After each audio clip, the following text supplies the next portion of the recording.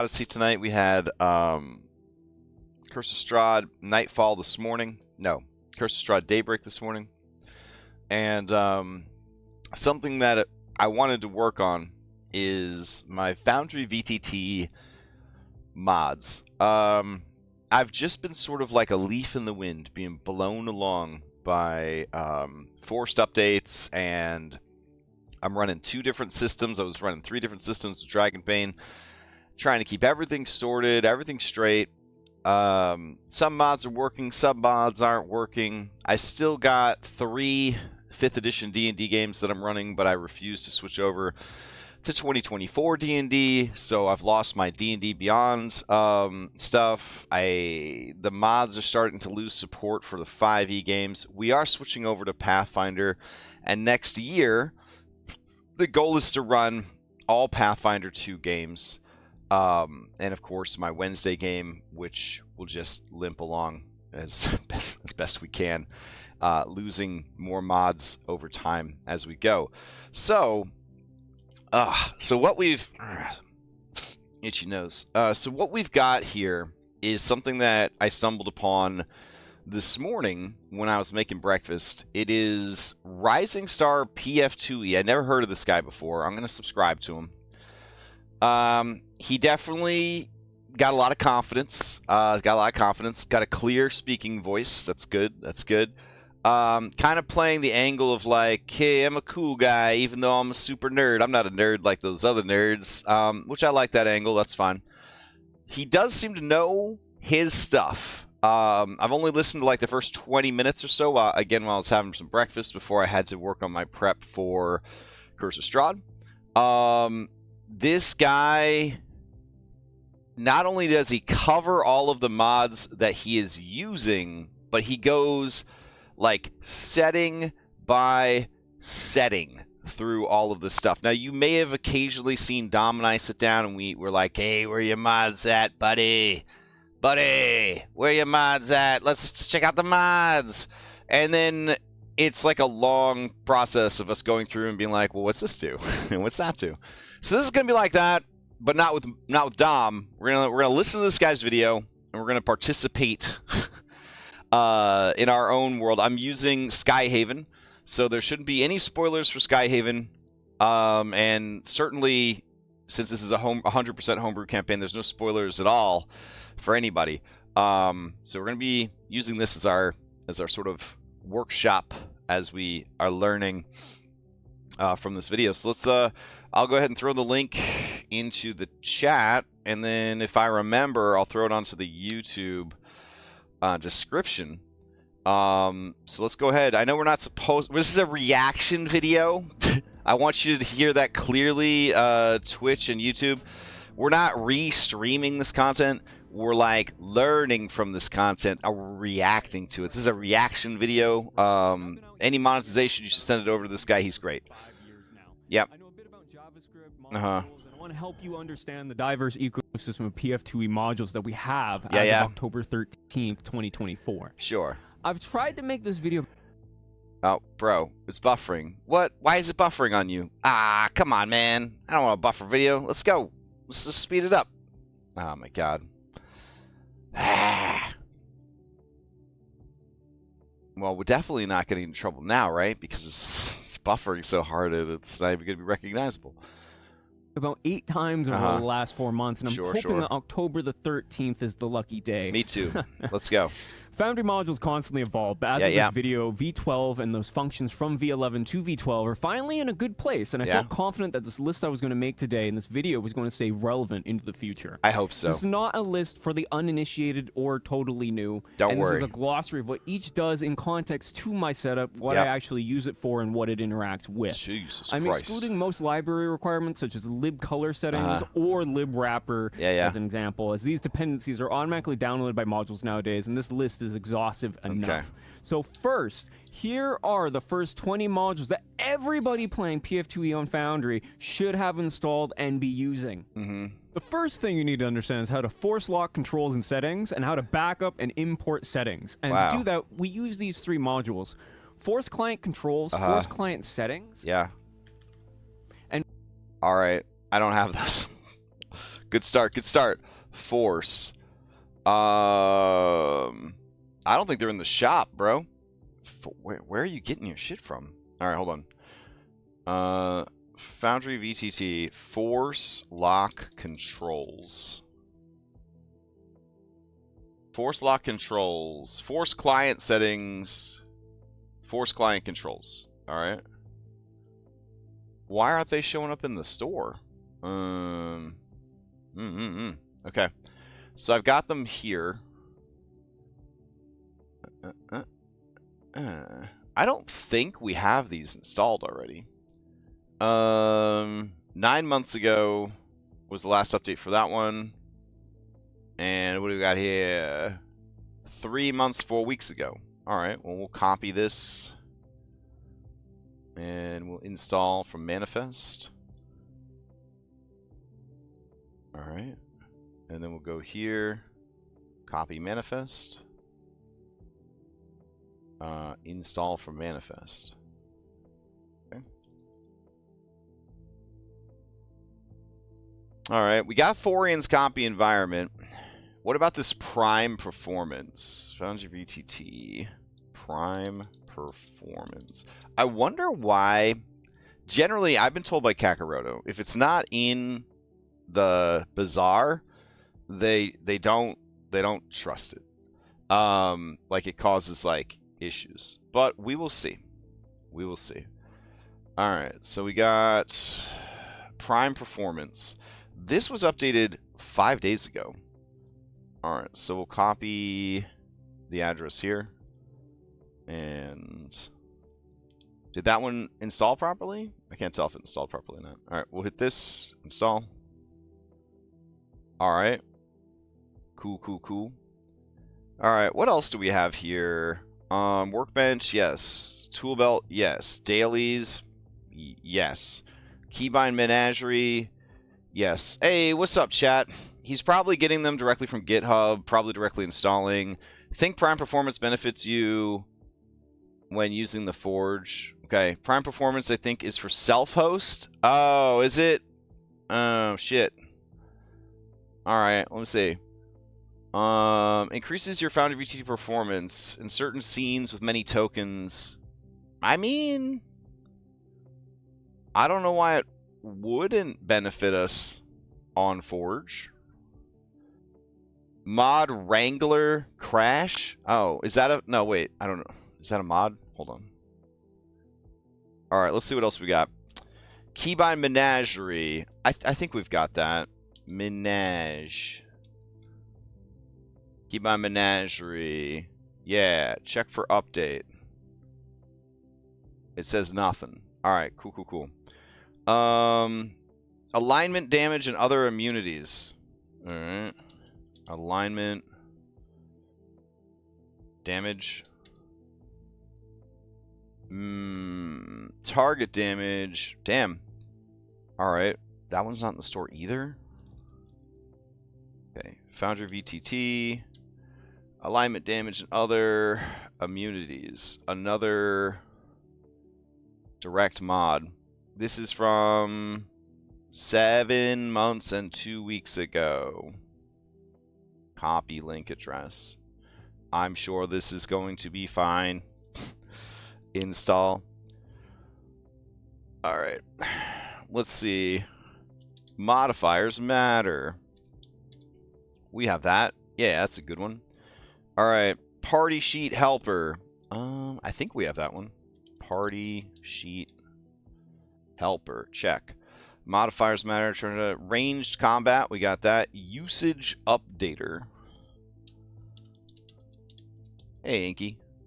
Okay, that's correct. Let's see. Quick insert. Nah, bro, we using the big dick stuff, man. Spotlight Omni search, you know what I'm saying? Simple calendar. Smart target. I think we have smart target. Yeah, okay. Let's see. Drag ruler. Use wayfinder instead now. Oof, what a situation you're putting me in here. Okay, we're going to skip that one. Premium Piezo modules topic tokens. Shrug. Pathfinder Harrow. Yeah, I think I got that. I think I got that. Hold on. Harrow. Yep, we got it. All right, what else you got? Daedral's Pathfinder 2 PDF importer. Oh yeah, we got that. PDF importer. Yeah, there it is. Okay. Dice So Nice. I think I've heard of that one. Mass edit. We got that. Alternate token cover visibility.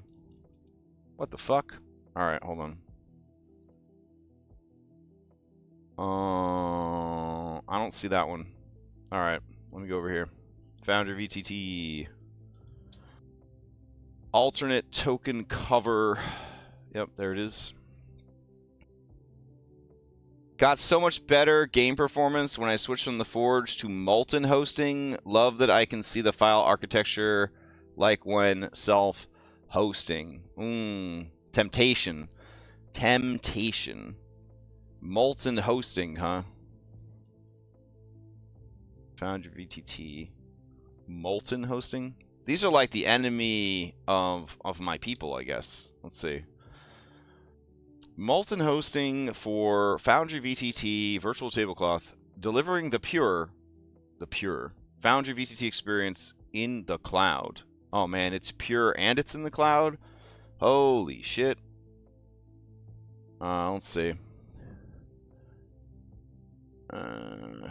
Your own private server. With servers worldwide, you can get up and going in under 5 minutes. Built for Foundry VTT, a simple turnkey solution for remotely playing the most popular VTT. I don't know. I still think Roll20 is the most popular VTT, but okay, go off. Bleeding edge cloud technology. Pricing plans. Oof. I can't afford this. Are you serious? I've got like 300 gigs of storage, guys. 20 gigs per $12. $12. Second server slot just for testing. 3-hour idle shutdown. What does that mean? My server gets shut down? I don't like that. On-demand backups. I mean, all right, I'm gonna keep this in the back pocket. I'm not a shill, okay? I'm not a shill, man. I'm not a shill, but I don't know. The Forge will pray good to me. I'll look into it after Extra Life. I have to make it through Extra Life first, and then I'll look at this. All right. Let's keep going. Get this temptation out of here. All right. Be gone, devil. Be gone till November. Then we could talk, devil. Okay. All right. Malika Z, are you a representative of this company? Can you guarantee me a streaming partnership that I won't have to pay them any money? Because that's a big sell right now. Yes, I don't do it in the middle. Do it when you're ready to migrate. Oh, my sweet child. I don't know when the fuck that's gonna be. Okay, all right. Anyways, let's focus. Alternate token cover visibility. This module provides options to calculate how much cover a targeted token has. That sounds pretty fancy. All right. Let's take a look. Copy link address. Install. Boop. Hit button. We're like hackers or something. All right. Monk's wall enhancements. Say what now? Hold on. Monk's wall enhancements. Monk, what are you doing to those walls? Monk's wall enhancement. Monk's combat details, combat marker, common display, little details, player settings, token. Is this a secret Monk's mod? Because I've never heard of this. Monk's wall enhancements. All right. This guy's like living off the fucking grid here. Oh, Ninzard, that's perfect. I've looked into the 5 million different timelines that lie ahead of us. I found a couple where I'm not running 3 to 5 campaigns at the same time. Also, I'm dead in those timelines. So I don't know how that's going to work out for us at this time. So, all right, Monk's wall enhancements. The secret Monk mod. I'm telling you, this guy... he's got secrets. We're gonna crack open those secrets today. We're gonna crack them open like a walnut on Dom's ass, like my chair under Dom's butt. That's how we're gonna crack them open, these secrets. All right. Hope Dom's not in chat and he didn't hear that. All right. So copy link address, and then we're gonna go over here and we're gonna install it. All right. He do got a hard ass though, guys. Just throwing that out there. Like so hard. Broke my chair. Like just shattered it. It's incredible. One of them fancy chairs too from IKEA. Looks like you're sitting on nothing. It's like an invisible chair, like they have in the supervillain layer. Anyways, boss bar, boss splash screen. Oh yeah, we got those. Doraco, we got that. PF2e HUD. All right, that's a lot of HUDs. You've already got a bunch of others. All right, whatever. PF2e HUD. All right, Crash Gems HUD. PF2e action support. Is this another secret one? Oh my god. All right. PF2e HUD. Let's go grab it. It feels dangerous installing all these secret mods. All right. My games never worked again afterwards. 6 hours ago this shit was updated. Okay. Go here. Oh, hey, Dom. How's it going? You done with your Pilates class that you were doing? Yeah. It's an interesting time, and glad you just showed up to chat. Yes. So, anyways, I can see it in my bazaar, so maybe it's that I am 3 builds behind you. I don't know, man. Install. All right. Next up is extempore effects. Love it. Accessibility enhancements. Oh, that's nice. All right. Let's see. Where are your accessibility enhancements? What are accessibility enhancements for Foundry? I'd love to see this. Just like my day job. Okay. So that's also going to be a secret mod. Oh, did you miss? Oh, nothing. We just got started, man. We haven't even really watched the video yet. We're just grabbing all the mods first, because you know how proactive I am about getting all my ingredients before I start making the recipe. You know what I'm saying? Don't want to interrupt the flow, going to grab stuff and having to restart. And then Amalika Z, they tried to sell me on a different platform than the Forge VTT right in front of everybody on this sponsored stream. It was very scandalous. So, all right, accessibility enhancements. Here we go. Yeah, let's focus on that. Let's focus on that basically crime that was committed in chat. That's what we should be focusing on. Nothing else. All right. Install from manifest and go. Elevation tooltip improvement. All right, that's got to be a mod that we already have. I've seen the word elevation before. All right, here we go. Elevation tool. Nope, doesn't exist. All right, let's go grab it from. It's probably fine to keep getting all these things direct and not from the store. Alright, 2 months ago. That's first, okay. Install from manifest and go. Alright, fast flip. Alright, we've got that. Fast rolls. Oh, what's fast rolls? Alright, so fast flip with an exclamation mark. That's how you know it's quality. And then fast rolls. Son of a bitch. Okay, let's go grab it. Fast rolls. Fast rolls. A Foundry VTT mod.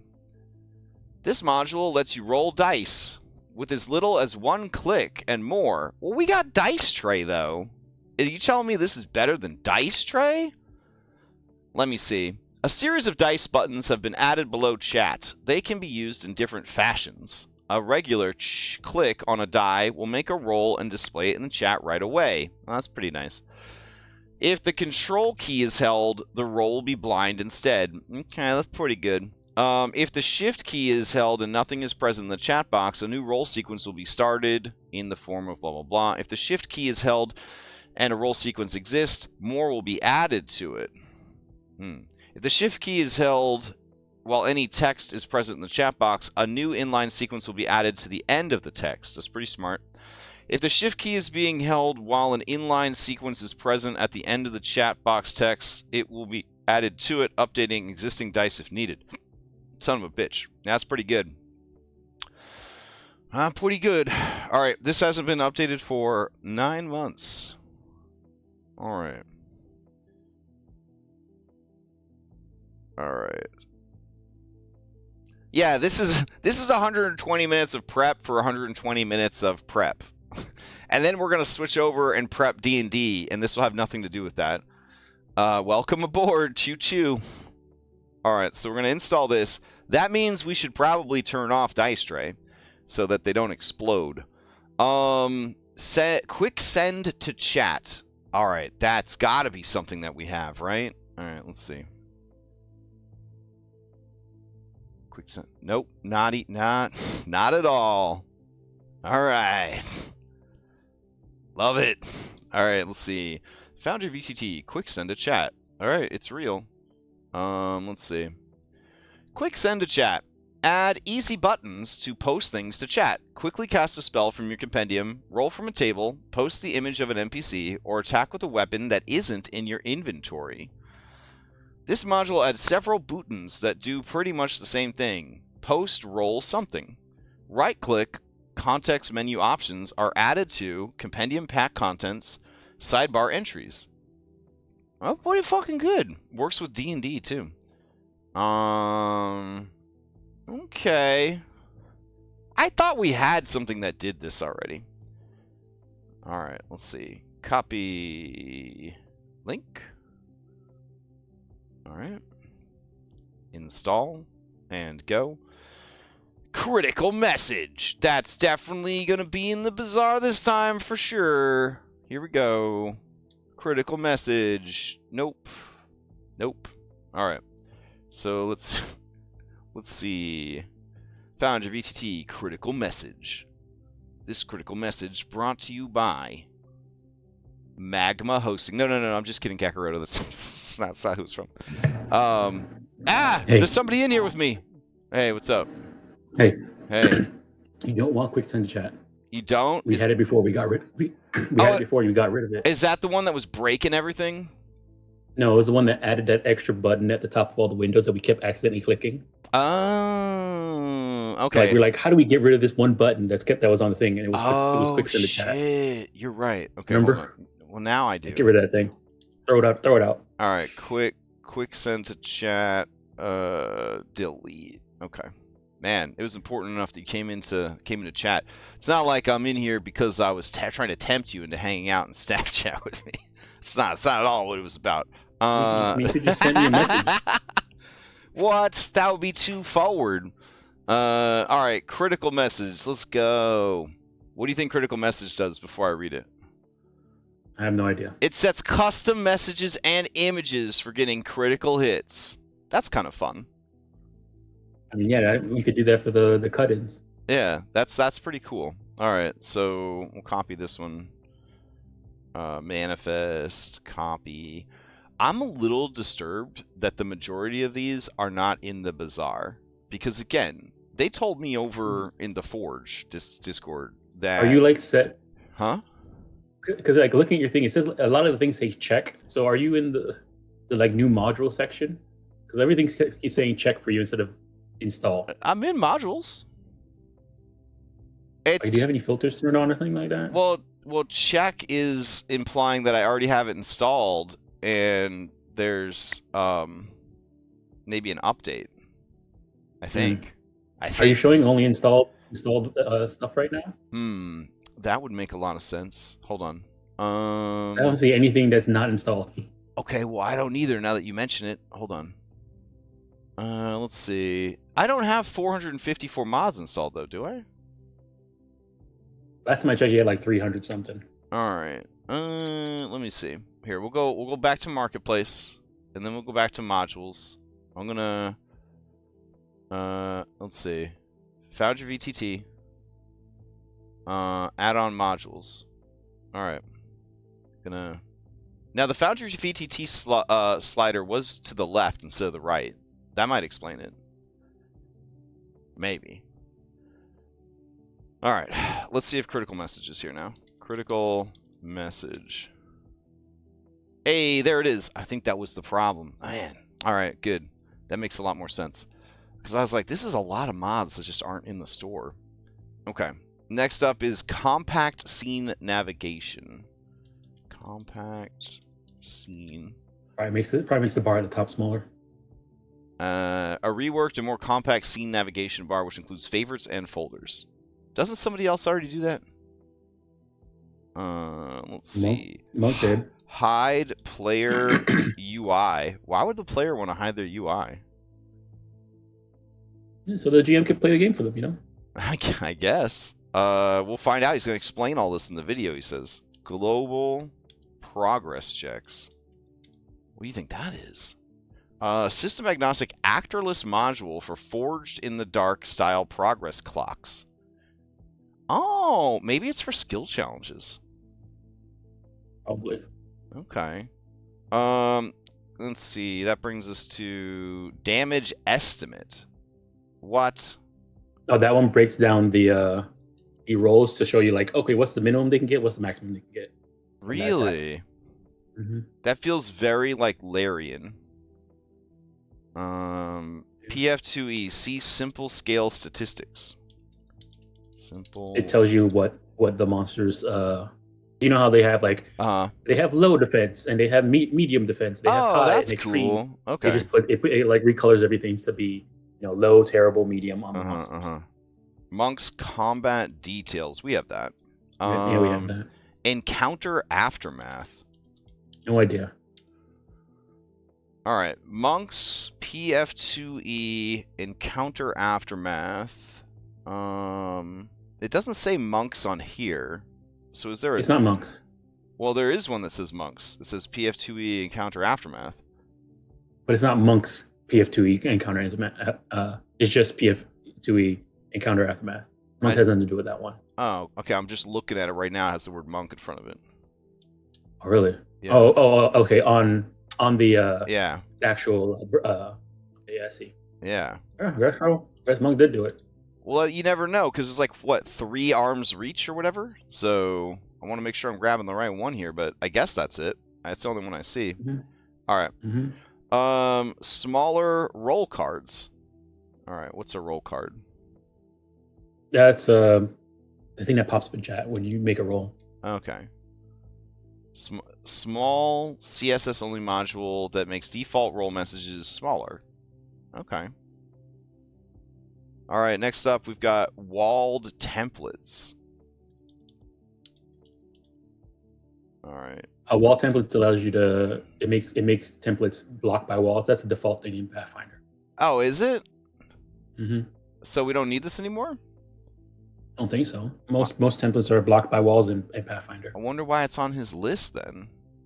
This module lets you toggle measure templates so that they can be blocked by walls. For example, in your game system, walls block fireball. You can use this module to determine the extent of the fireball. This could be used in combination with other modules. I mean, you would need it for D&D because D&D doesn't do that. But I know Pathfinder, if you have like a template, it gets messed up by like walls will. It does. You're right. All right, I'm gonna have this installed, but we won't turn it on until we hear his explanation for why he thinks you need it. Unless it allows you to turn it off in PF2. What is this zoom pan options? All right, let's see. Maybe those are just the native things and not an actual mod. Nope, it's a mod. Zoom pan options to change the zooming and panning through your mouse or touchpad. Okay. Well, we have pin cushion, companion compendium. I think we have that. Let me see. All right. Yeah. Yeah, we got that. Eidolon helper or Eidolon helper. You don't need it anymore. You don't need Eidolon helper anymore? No, because Workbench takes care of it. Okay. PF2e graphics and animations. Let's see. So I don't. So the person who made automatic animations. made a new one for PF2e, but it requires more coding and stuff like that to make it work. Okay. So I haven't upgraded to it yet. I've still been using the old automatic animation. Got it. Because I just know how that one works. There's like a UI for it and everything. Well, I'm pretty sure I'm not seeing this one because I see PF2e graphics animations. I've got it punched in. I don't see it. It's just PF2e graphics. Oh, it's just that? That's what it's called? Yeah. Yeah.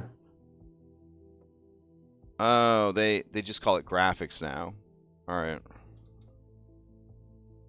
There it is. A successor to automated animations. This is the one that you were just talking about that adds extra stuff? So he pretty much, you take out automatic animations and replace it with this mod. And this mod, it does everything that automatic animations does, but it's a little bit more code, like you have to put in code stuff like that instead of just having a UI that like, okay, I want to use this drop down for this animation and this drop down for this. Code, gross. All right, let's see. Automatic wounds. Automatic wounds. Let's see. What do you think that does? I don't know. Token magic automatic wounds will automatically apply token magic visual effects of wounds to tokens based on the number. Oh, this is the one that puts spaghetti sauce all over your miniature. I have that as just a. I just made a token magic. They have like one of the presets. Yeah. The macro, and I just added it to wound. In automatic animations. I just made it so that when you get the wounded condition, it adds. Do you like putting spaghetti sauce all over everybody's miniatures? Do you think that's cool? Yeah, when they get the wounded condition, yeah. Everybody laughed at Lotus when she had spaghetti sauce on her face, so I don't know. Yeah, but we also got that cool moment when we saw Chijaro, after he killed somebody, bathed in blood. Yeah, that's true. All right, what? Get some good moments. Bailiwick's nuts. Oof, I don't know if I'm ready for nuts this. Nuts and bolts. Oh right. Bailiwick's nuts. This is a massive collection of balls. Wait, no, that's not what it says. This is a collection of macros, journal entries, roll tables, and more that we reference in our other modules. Some key features include journal entries, macros, quality of life and utility macros, roll tables, playlists. If you'd like to support our work, go over to our Patreon channel.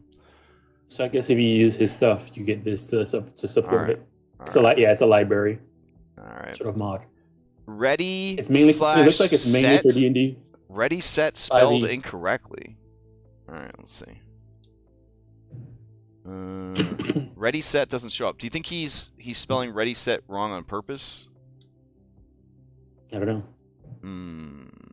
I'm seeing set. Set is a different mod, and ready is a different mod. Yeah, it looks like he has two. It's 64 and 65, so it's two different mods. Okay, so ready. There it is. Reactive dynamic token rings. Add some reactions for systems for the dynamic token rings and special interaction. What the? All right, I'll have it installed, but I won't turn it on until he explains why. What is it called? Just ready. Just ready. R-E-D-Y. R-E-D-Y. R-E-D-Y. And then set has two T's and all capital letters. Dynamic ring stuff. Okay. I'm not seeing set. I'm just gonna install it manually because I'm lazy. I don't want to keep searching for it. Some extra token ring types. That's what it does. It just makes token rings. Huh. Imagine not knowing how to use Photoshop and make your own cool tokens. I mean, if there was a way... if there was an easier way to do it, Dom, I would do it in a heartbeat. Well, I'm saying, like, if there was a way that you can, like, okay, this is my token ring for the campaign. Yeah. Here's a token ring. Maybe and that's I can drag out anything and it replaces it. Maybe that's what this does. I don't know. We'll find out. Install from Manifest. Oh, looking for things in the store? Psh, that's so pedestrian. We just use install Manifest now, bro. Rideable, we've got that. Exploit vulnerability, we've got that. Token variant art, we looked at that the other day, and it was too much work. Premium modules from someone named Razor91. That doesn't help me at all. Notable mentions, storytime shoutouts. All right. You can find a list with all the URLs of the modules in this direct. Son of a bitch. Anyways, let's get to work. I'll post this video link one more time in Twitch chat, and we'll get to it. All right, so we're going to go back to our game. I'm going to close all these windows down. Today's the day I finally get good at Foundry. Maybe. Probably not. All right, we're going to leave, and we're going to reset. I wonder if ChatGPT could be trained to do your style of tokens. Oh, and I say, hey, take this PNG and make it a token, make it a ring around these images, and I just feed it all the images. Maybe. It's not, I don't want to hurt its feelings, but it's not the best at graphic design.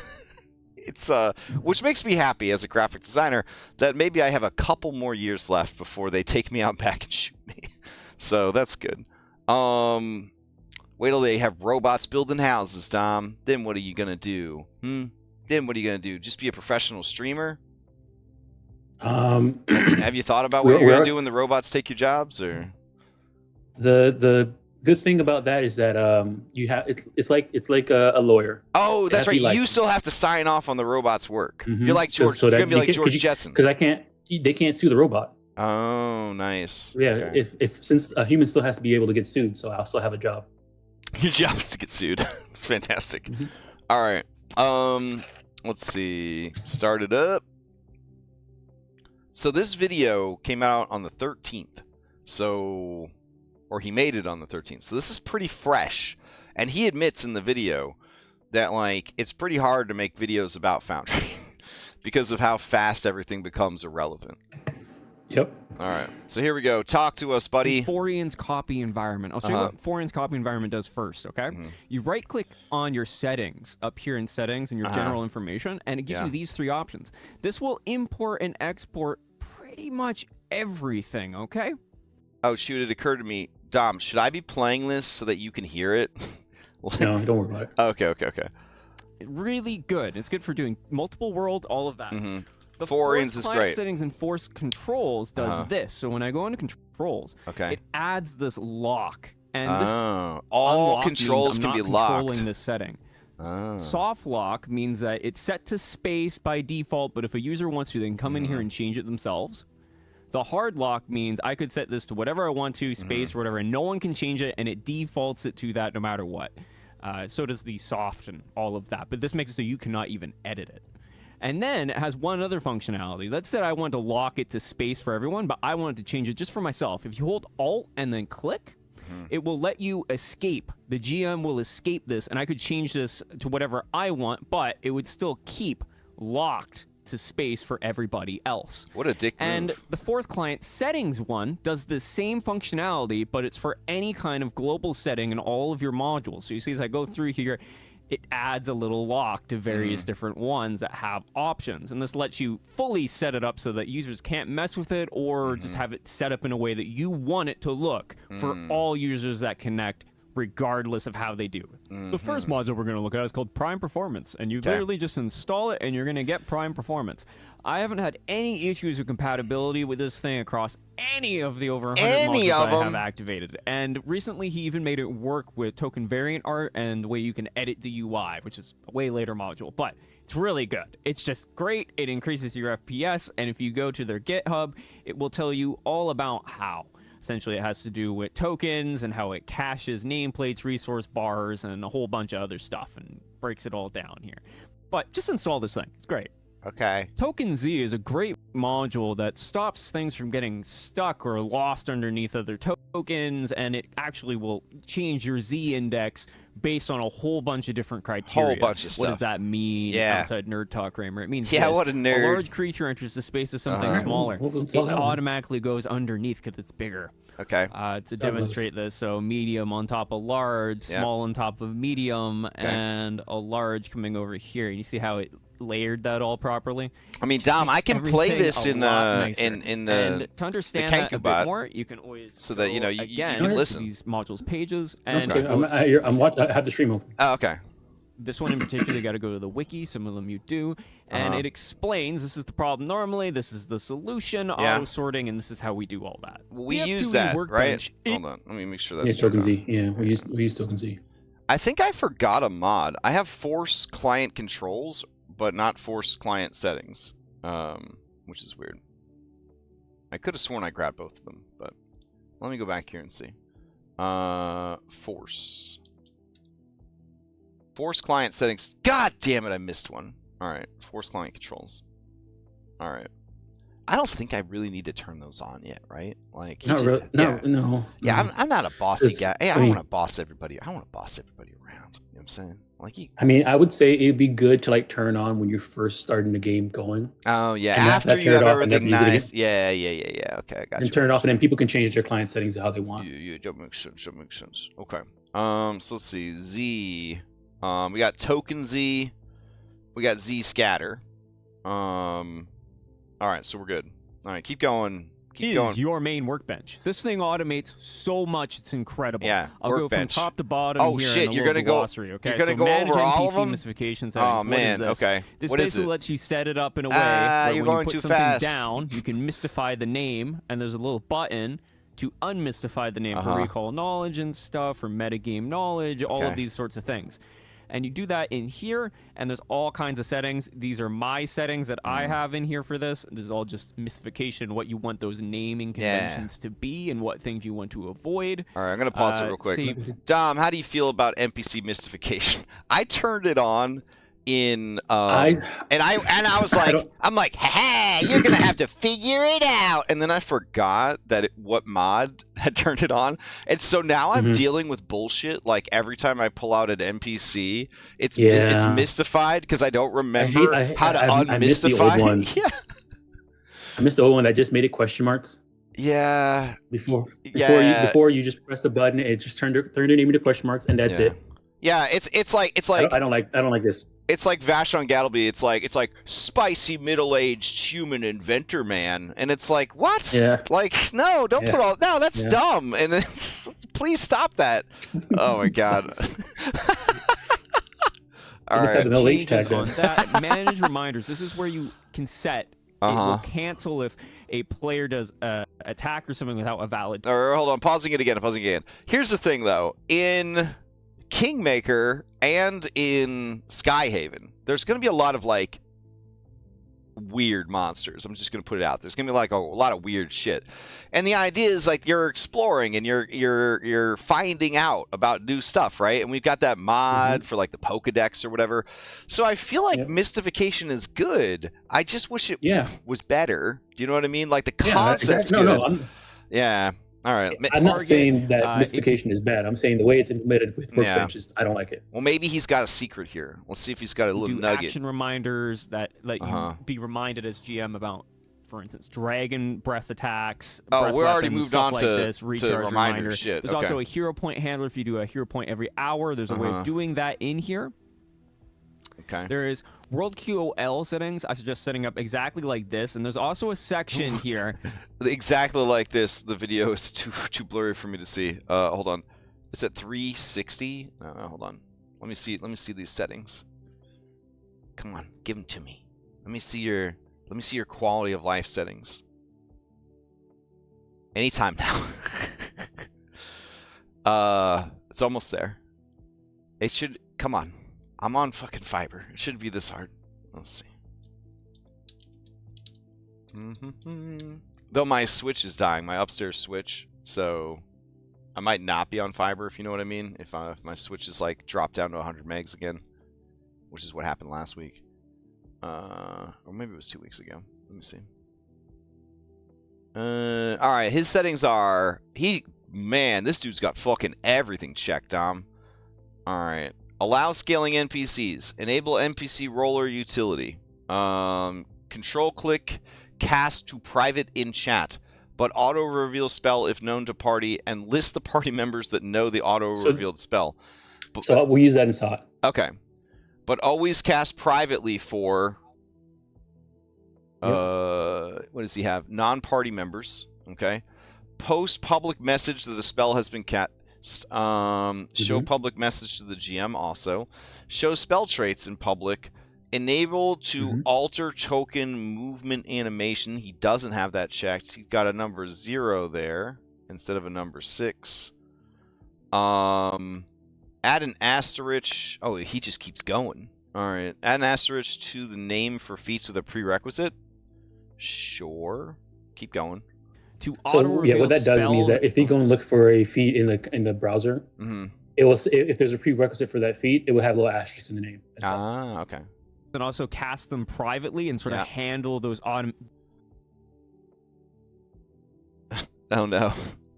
Why are you running so slow? I did a speed check. I'm doing fine on my end. This is a YouTube thing.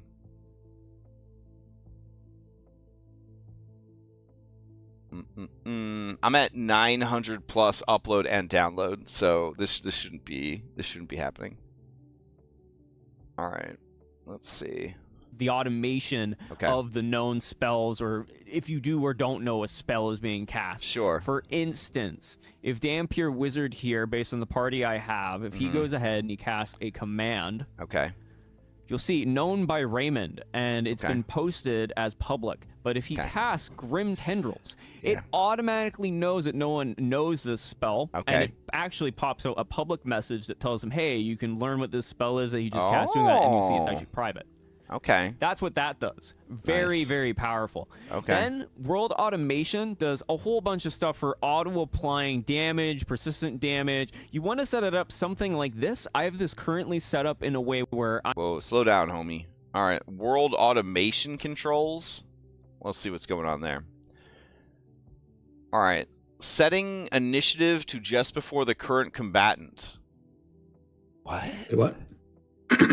All right, say that one again. All right, he says we're on the part where he's talking about the world automation settings. So here we go. I'm using Razor's dying module, which I will get to later. So I have the Razor's dying module. Have you heard of this? Razor's dying module? Is it, if it's the dying one that makes it so that when you stand up, you know, when you go down, it automatically has the dying condition. When you stand up, it gives you the wounded condition. Yeah, we have that. Yeah. Okay. Cool. All right. Let's see. All right, keep going, bro. Oh, no, he didn't like that. I paused again. A couple options ticked off, but if you aren't, you will want to have them probably mostly ticked on. And this does a whole bunch of stuff for you, from adding dying automatically, wounded automatically, checking if it was non-lethal damage. Does this make the target go unconscious, or does this kill the creature outright, and how you want to deal with all of that. Client automation. Oh, that's all he's got for me. All right. Let's run through it then. I got nothing on Skyhaven here. So, setting initiative to just before the current combatant. Select to enable setting initiative of combatant outside of its own turn to just before the current combatant, normally because the current combatant has killed the selected combatant. Due to rounding, several combatants may show the same initiative in the list.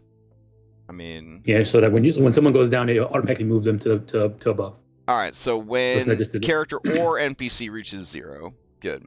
Who is allowed to set the option to auto roll damage on a hit? GM? Should we just do everyone auto damage? Nah, maybe. Well, no, I usually keep this on none because you throw the attack. It's more fun to hit the damage button, and then you move over. You move away, and then you know if it misses, we're not rolling. It's not junking up the chat with everything. Even fair. Okay. Automatically apply persistent damage. Feels like we should do that. Don't we have something that does that? Yeah. I think I have it. I think it should be set up to do that. Well, I guess the way this works is that when you at the end of your turn and it rolls the persistent damage, you have to hit the damage button. I don't want to have to do that. That's too much work. All right, cool. And automatically roll recovery after that. Oh. Yeah. Okay. So as soon as you're in your turn, it just goes through all of it for you. Hell yeah. I usually don't want to do this because people might have something they want to do before they do the roll. Oh, they're like, wait, what if I do this thing that gives me a bonus to get rid of it, and like something like that. Yeah. Like, okay, all right. It's on them to do the stuff, not you. You know. Yeah, but I'm the bad guy. So I'm the one that's get fucking persistent damage all the time. Jesus Christ, bro. Oh yeah, just since you're playing a game with two alchemists. Yeah. Yeah, like my whole life is persistent damage. Like I don't know if there's ever been a monster in Outlaws Augustar that hasn't had 2 or more persistent damage. It's. I guess what you could do is do recover. I would probably have it the recovery check. Automatically roll and then apply the damage myself probably. Oh. Okay. Automatically apply persistent healing rolled by the system. That seems pretty good. All right. Let's see. What do we got here? Who is allowed to set the option to automatically handle dying recovery roll results after clicking the recovery button? Who is allowed to set the option to automatically handle? Everybody. So when someone presses the recovery, like rolls the recovery save, is it everybody automatic? Like when you press it, it will automatically do the death and dying stuff, like add dying one. Okay. When a player does it, it has to manually be applied. We'll just do it automatic. Okay. I think I had that initially, or I might actually have this turned on for Alkenstar. Automatically reduce stunned at the start of turn. Seems good.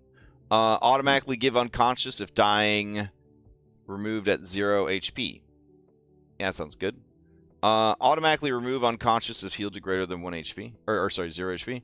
Automatically give wounded when dying is removed, like that. Okay. Automatically increase dying at 0 HP. I mean... Yep. Yeah, okay. I wonder why this dude leaves automatically give unconscious and automatically remove unconscious checked off. Like, why wouldn't you have those on? Do you think it's because they're covered by the dying mod already? No, I don't know. Maybe he just doesn't. They don't have a lot of time when people are going unconscious and stuff like that, rather than being straight up knocked out. Hero worship game. Got it. All right. So then we got automatically increase dying at 0 HP. Add 1 plus wounded level for all. That makes sense. Oh, and familiars. What? Why wouldn't familiars get? Oh, if you're being nice. Is that it? Familiars, no, like familiars. I think the familiars have dying rules too. I know, but I'm trying to figure out, are there people is that like a popular house rule? Because it looks like there's a an option that familiars don't have to get as much dying for or as much wounded for dying as regular people. All right, well, equity for all, I guess. There we go. Depending on if the last damage was non-lethal. Non-lethal damage is just damage. Non-lethal damage doesn't kill. Yeah, I mean, that makes sense. Yep. All right. Add 1 or more dying if critically damaged by an enemy. Yeah, that's right. Okay. Add additional dying levels if taking damage when dying. Yes. And again, they have an option that you have to include the familiars. Dang. Man, I feel kind of bad choosing this. I mean, as a witch, I feel kind of bad about this. Whether or not damage was targeted at selected token. I don't know what that means.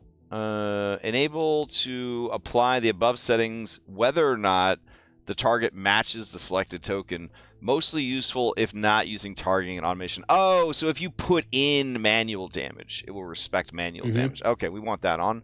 Automatically recover or remove dying when healed above 0. I thought we already had that up here. Why isn't there twice? Setting to automatically remove dying when healed above 0. No, we did unconscious. This is dying. Okay. Character automatically drop held items on becoming unconscious. Yes. And save. All right, let's move on to the next section.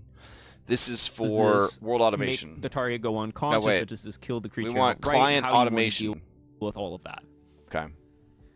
Client automation settings. This one you got to come in and change once in a while. It likes to flick itself off, and if you go to different it likes to what itself off? What did you say? Sometimes, like different computers, different IP addresses, different caches. Sometimes just wipes this. You got to come in here and change it. But this is where you can set up auto roll for damage on stuff that hits. What? You can change if you want auto roll damage for cast spells. This is super good. And what? The last couple ones, I have like 2 boxes. He's got like 5 in a drop down. Why do you think that is? You think it has to do with other mods he has installed? Okay. Yeah. All right. The options here are automatically decrease the frightened condition each turn. That seems like a winner. Automatically handle dying recovery roll results after clicking the recovery button, which I kind of thought we checked that box off. But maybe we just told it how we wanted to do it, not that we wanted it to do it. Yeah. All right. Let's keep going.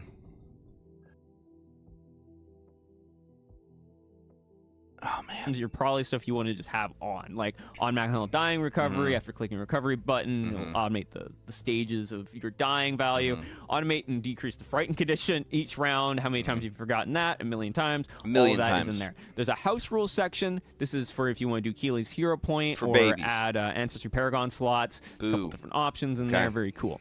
All right. That's what it mostly does. Fantastic module. Hold on. I do actually want to look at the homebrew stuff. Let's see. Manage house rule settings. What is Ancestry Paragon feats? Do you just get more Ancestry feats? Yeah, every time you get a class feat, you get an Ancestry feat. God damn. I think it's like that, or every time you get a general feat. I think it's the opposite. So like how every even level is an ancestry is a class feat, every odd level is an Ancestry feat. That's crazy. Yeah. I mean, it sounds fun, but like, man, okay. I mean, it is kind of cool though. I always feel like you're not very elf. You know what I mean? Like you're an elf, but it just doesn't feel. Knowing how many cool elf abilities there are, it just kind of feels bad, right? Because like you could be more elf than this. That's part of the reason why when you were doing the kobold game, I said you probably should use this alternate rule so that all the kobolds could be more koboldy. Can make it feel more koboldy, like more cultural identity. I mean, you could house rule, right? That like instead of a skill feat, you could take a racial feat. That'd be kind of. There is a general feat that lets you take another Ancestry feat too. So. Oh yeah, okay, but that's only like a low level one, right? Like it's not a 1-to-1. It's not a 1-to-1 swap. I feel like a skill feat 1-to-1 would be kind of rad actually. Like be more of your race or heritage or whatever. Oh, that's kind of cool. All right, adds dual class feats. We don't need that. And really experimental. We're just gonna not even read that. We don't need that temptation in our lives. All right, let's go to the next. And I'll show you. There's some other options here. There's a macro it gives you. Okay. What's the macro? It looks pretty cool. What is it? Ray, speak to me. Buffer through it, baby. Ray, where are you? All right, we're gonna have to turn down the quality. Let's see. All right, 720. We should still be able to sort of see what's going on.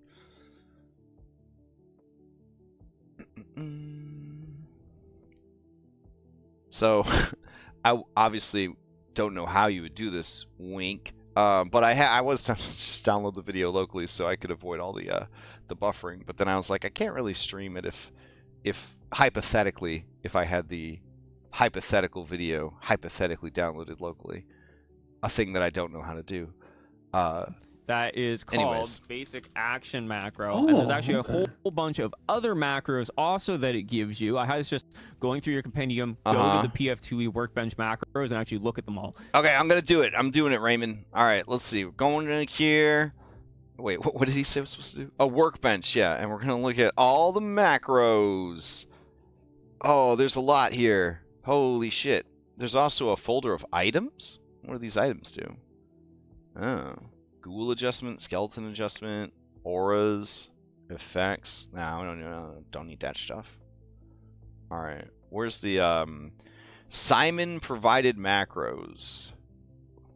So what's the difference between a Simon macro, a workbench custom macro, and a workbench macro?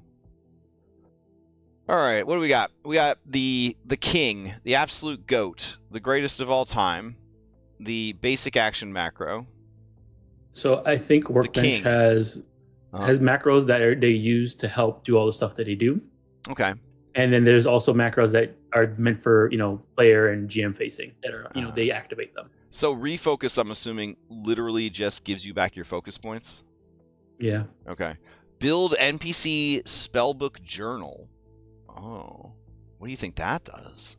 Takes the spells that they can cast and turns it into an item? Yeah, maybe. Oh, man, that sounds cool.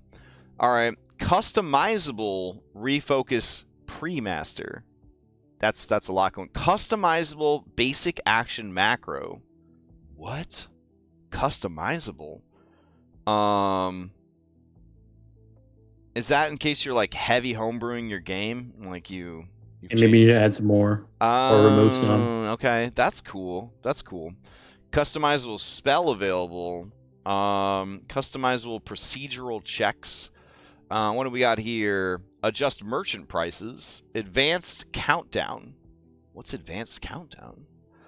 This compendium link macro will always call the most recent version, blah, blah, blah. Choose a unit, and you could do a countdown. Okay. How long does it stay in play, you think? I don't know. Choose your unit type from the drop-down menu. I added minutes, hours, and days. Click the plus button to add or remove presets. Okay.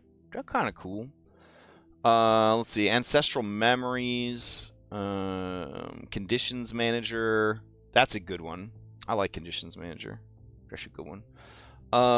Custom mixed heritage. The macro. Custom saves and skill checks.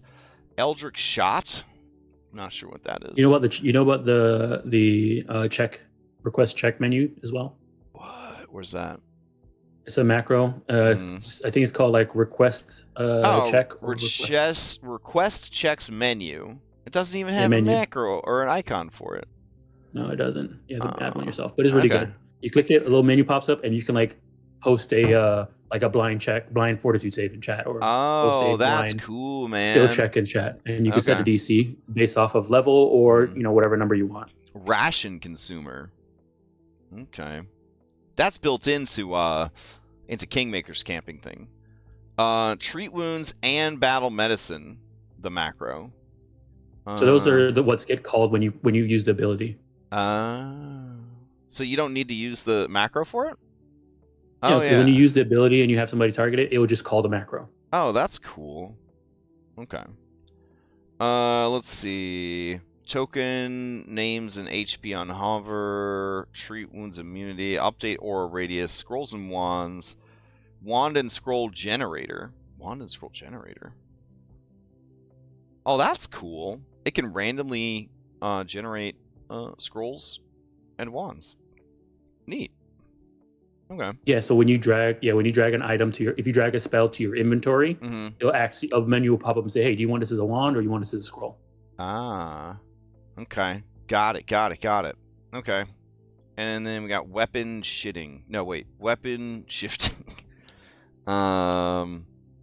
If your weapon has the shifting rune. Oh, neat. So, mass initiative. A lot of these macros are stuff that automatically gets used once you do the thing that triggers them. Oh, that's cool. All right, they like integrate themselves automatically. Yeah, so you don't necessarily have to worry about dragging them onto your bar. Ooh, they've got Let Fate Decide, level-based DCs, and loot generator macro built in as well. That's pretty sick. What's heroic recovery? This macro removes all remaining hero points and removes the dying condition as per heroic recovery. Because God forbid you click off your hero points yourself. There's a whole macro for it. All right, beautiful. Yep. All right, now we did what he said. All right, keep going, Raymond. We're ready. Ready for the next part.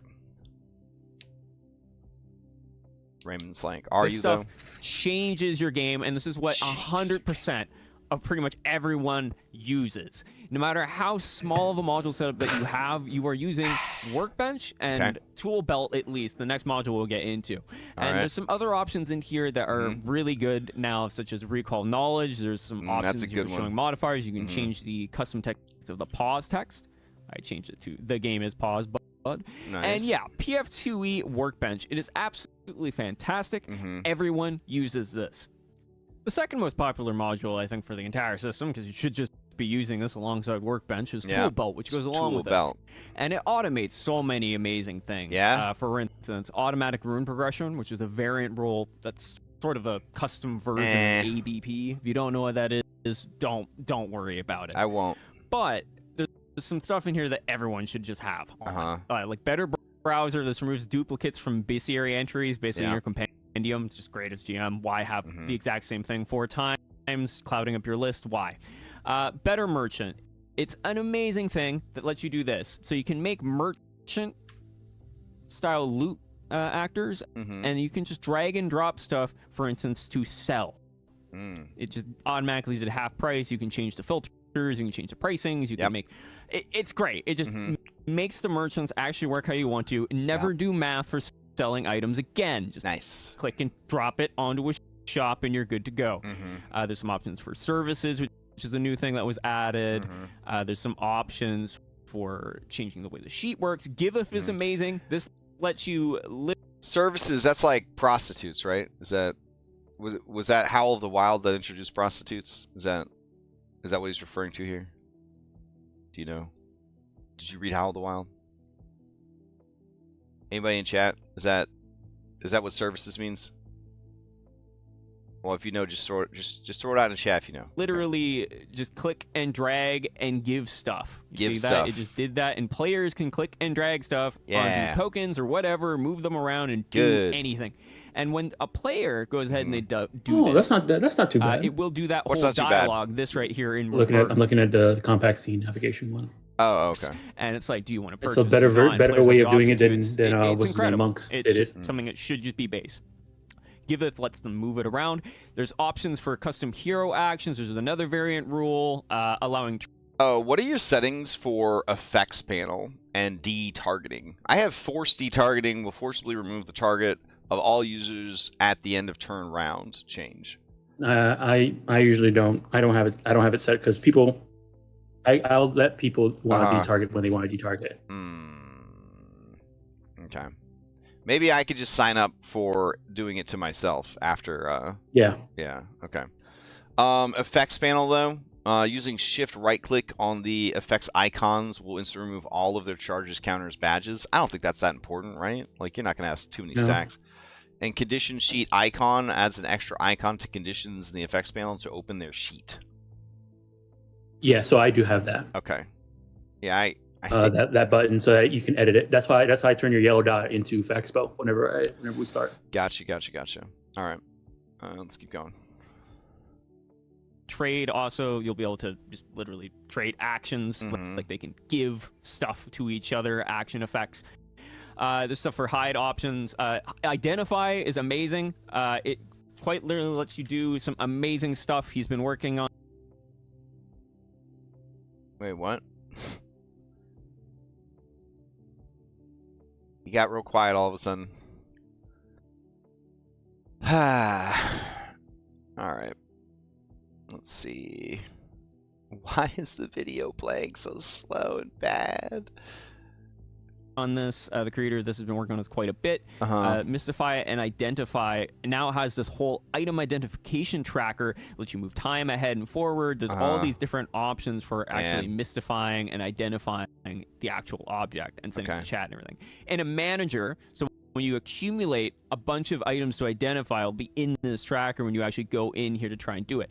It's great. It's absolutely fantastic. Okay. There's options to merge damage for force barrage. All right. So merge damage, I think it kind of sucks. Like it really messes with like the UI of like the chat and the damage cards. I'm not a fan. Have you been using it? I mean, I remember you got another one which merges the chat cards. I don't do that one. I do the one where if they end up doing the 2 attacks, then I'll go ahead and right click and merge it at that moment and only at that moment. All right. So you're saying the one that I don't like is from a different mod. This is merge damage. Yeah, because I remember. Yeah, the one that's in Tool Belt where it lets you merge damage and it's enabled. You actually have to right click on the chat card and hit merge with the last damage button. Okay. All right, fair enough. Barrage, for instance, so you don't have 4 we different haven't had to use it yet in SOP because no one has you have an item that's dropped that should just be base. Combo it should just be base. So you have an item drop, it should not equate to bulk on the sheet. Weightless coins if you want that. All kinds of options for shared options, item updating, stuff that you should have, stance automation. Template helper is a little thing that will open up a whole side option message when you do a template. They'll say, do you want to target this or that? I don't use this because I use Razor's target helper. There's also some options in here for smaller buttons and stuff on Razor's target helper. Have you heard of this? Target helper. I heard of target helper. Is it the? I've got smart target. Target here. I do have it because like when you throw down a template, you can say it's only supposed to target allies. It's only supposed to target enemies. Do you think? It'll target them. Do you think he misspoke right now when he said like target helper? Because I don't even see target helper on his list of mods here. I just see smart. It's not a mod. It's inside. It's inside tool belt. Oh, is it? Okay. Yeah, you were just showing it on screen on the thing. Okay. Let's see. Yeah, but he said he uses a different this mod. thing called a target helper. If you are not going to use Razor's well, target helper, I use the one that's in tool belt, which is named the same thing. So when I place a template, I can say it only targets enemies, it only targets allies, it only targets totally different both. thing, but it does the same idea. And what this Smart target, I think, is the one that you press. So you know, it's easier to just has to do a save target people. You can double right click or something like that. Let's see. Oh yeah, he says you're not going to use Razor's target helper. You use this if you're not going to use it. Okay. He says don't use Razors because this is built into tool belt. All right, underground. Gotta set it to sepia if you're underground. Let's see. Like for instance here, let's say that I like the use buttons. I haven't seen any problem with using. I do. Yeah. Tanky. I do. I turn them all on. This is what does this thing right here. Tool belt looks a little differently, restart. but what it is, it'll auto-populate this and just make it so a player can just click on it in chat to actually do the thing. Because I have Workbench, that previous module stuff for auto damage, because he crit succeeded and stuff. It just automatically makes you roll it. He's going to take no damage because of that. And then this is also a Razor thing, the total damage and all of that, but that's totally a later thing. The point being, if you aren't using all that stuff, you want to use target helper right here. I'm not, because I'm using the other thing. There's an option for underground, which is really cool when something is negative height, for instance. So if I go negative 20 on this guy, it does this cool tone on him. Very, very cool.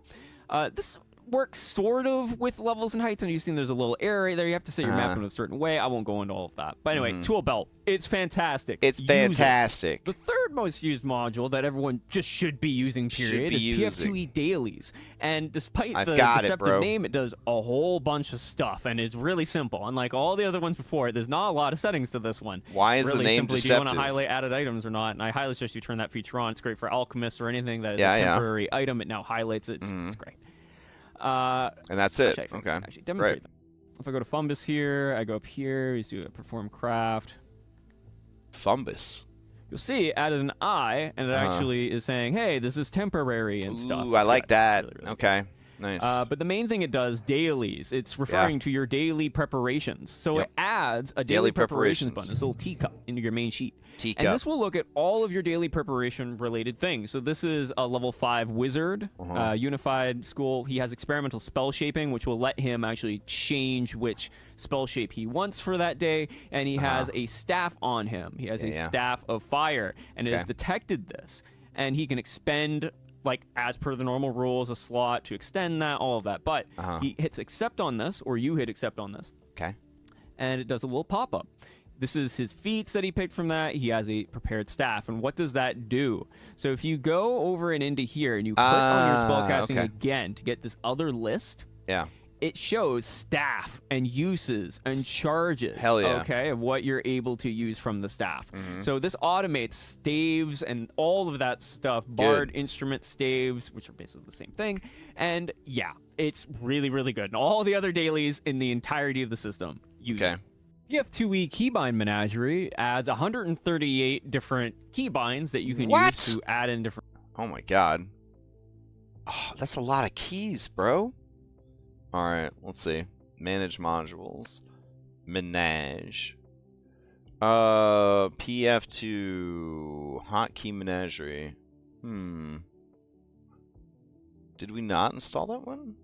Yeah, you have it. That's one that we found before that had all the keybinds. I know. I'm looking for it, though. Basic stuff. Yeah. Like there's a keybind to just turn on cover. Oh, there it is. Yeah. Okay, I've got it. I got it. Okay.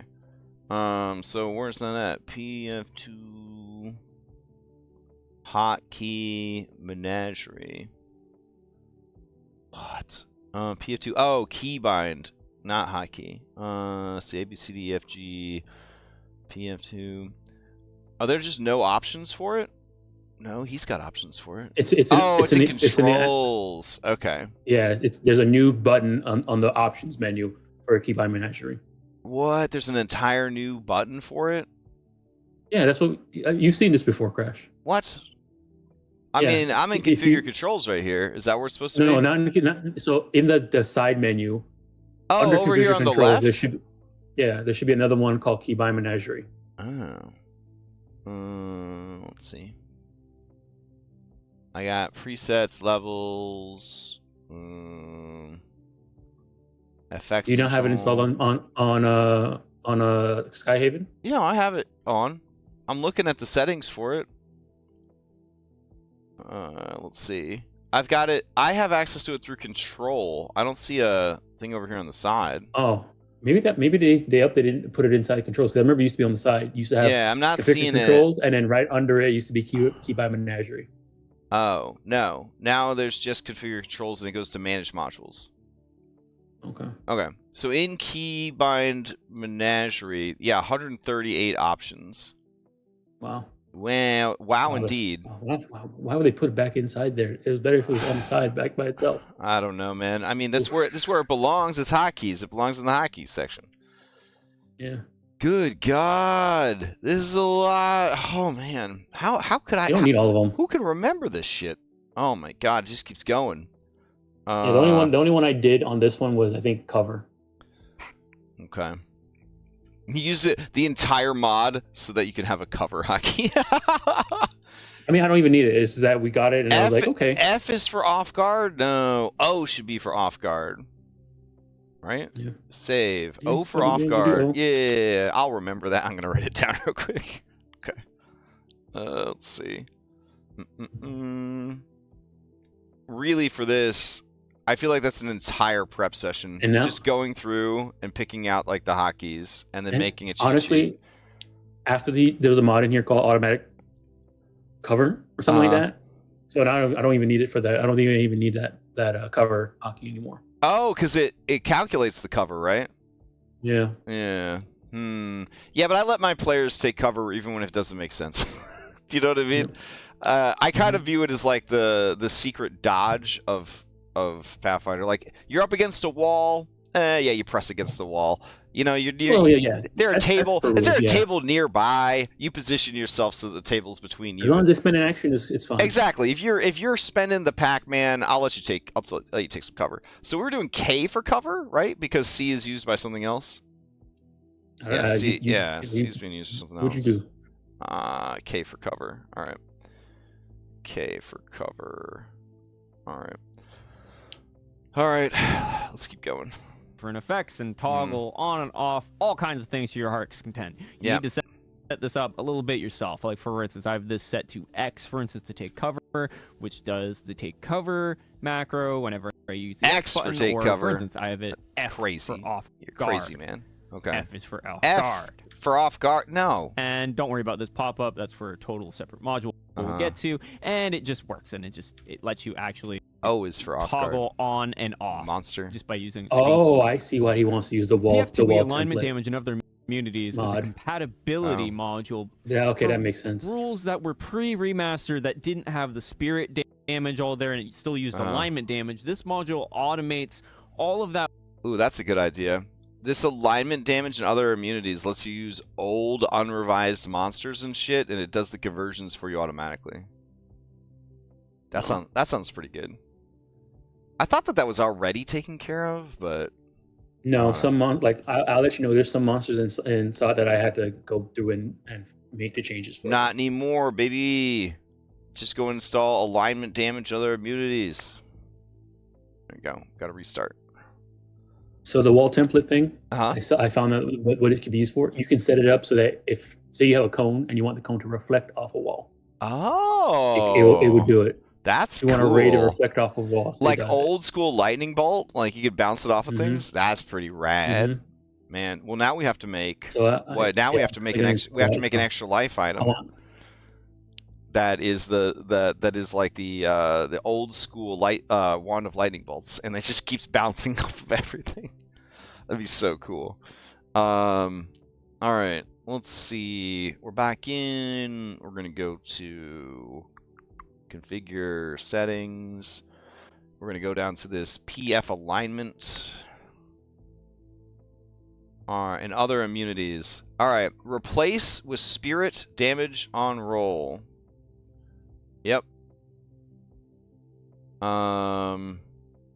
Default rules behavior. Default rules behavior, default rules behavior, default rules behavior. Okay. Let's see what else he has to say.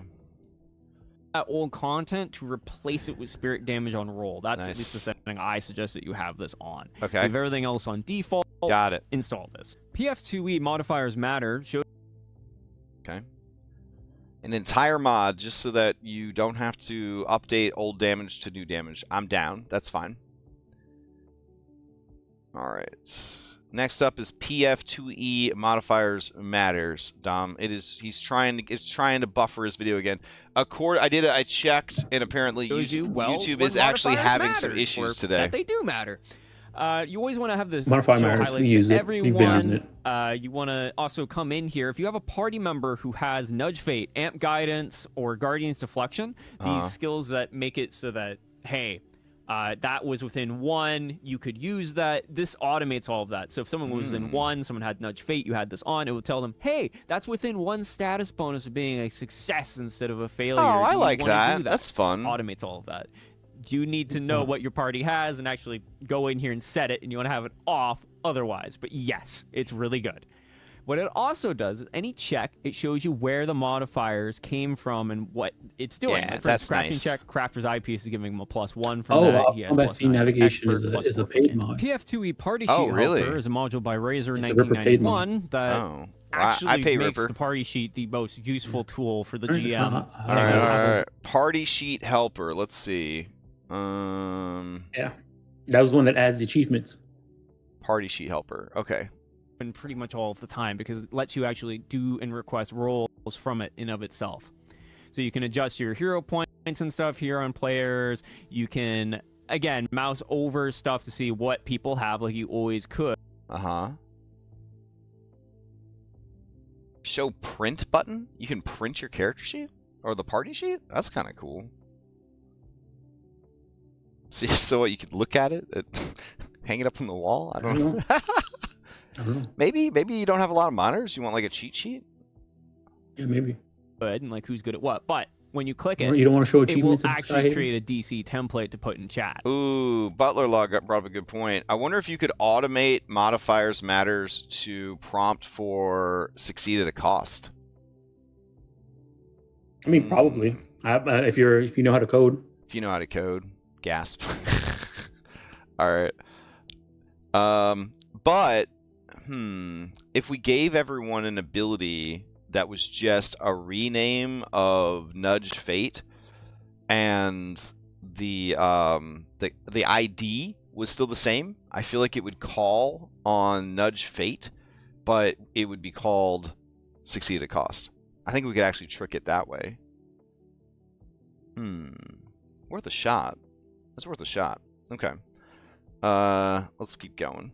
For instance, it also does a whole bunch of stuff to work with Razor's other premium modules like afflictions and a whole bunch of other stuff for automating all of those functions. It also works with all kinds of other things. But another important thing it does is it adds this calculator section for travel, which lets you quite literally put in the average speed of the party, put in how many feet that they need to go, or however many miles, hit the calculate button. Or there's a more complicated one that lets you actually set a whole bunch of parameters up for how fast they're going at certain bits. It'll actually spit out a actual duration for you. Oh. Absolutely fantastic. It also shows you how much food they have and how much water if you're using those mechanics or not. These are the settings that I am currently using, and these are share hero points between the party. I don't think that'll go over too well. Automates everything there is to do with ranged combat. These are my current settings here. It has all kinds of things for advanced thrown weapon system, ammunition effects, and all kinds of things you can set up here. What this does is, so if I go into a main sheet... Hey, Dom, check this out. Set max encumbrance for party sheet. So if the party sheet is la carte, right, then you can actually like say like, hey, your cart's full. Man, that is going to be really handy for Kingmaker for sure. I feel like for Kingmaker, we're going to need like the party sheet's got to represent the shit that's in the party loot that goes with you, but kind of like how you made us our own like school dormitory chest or whatever.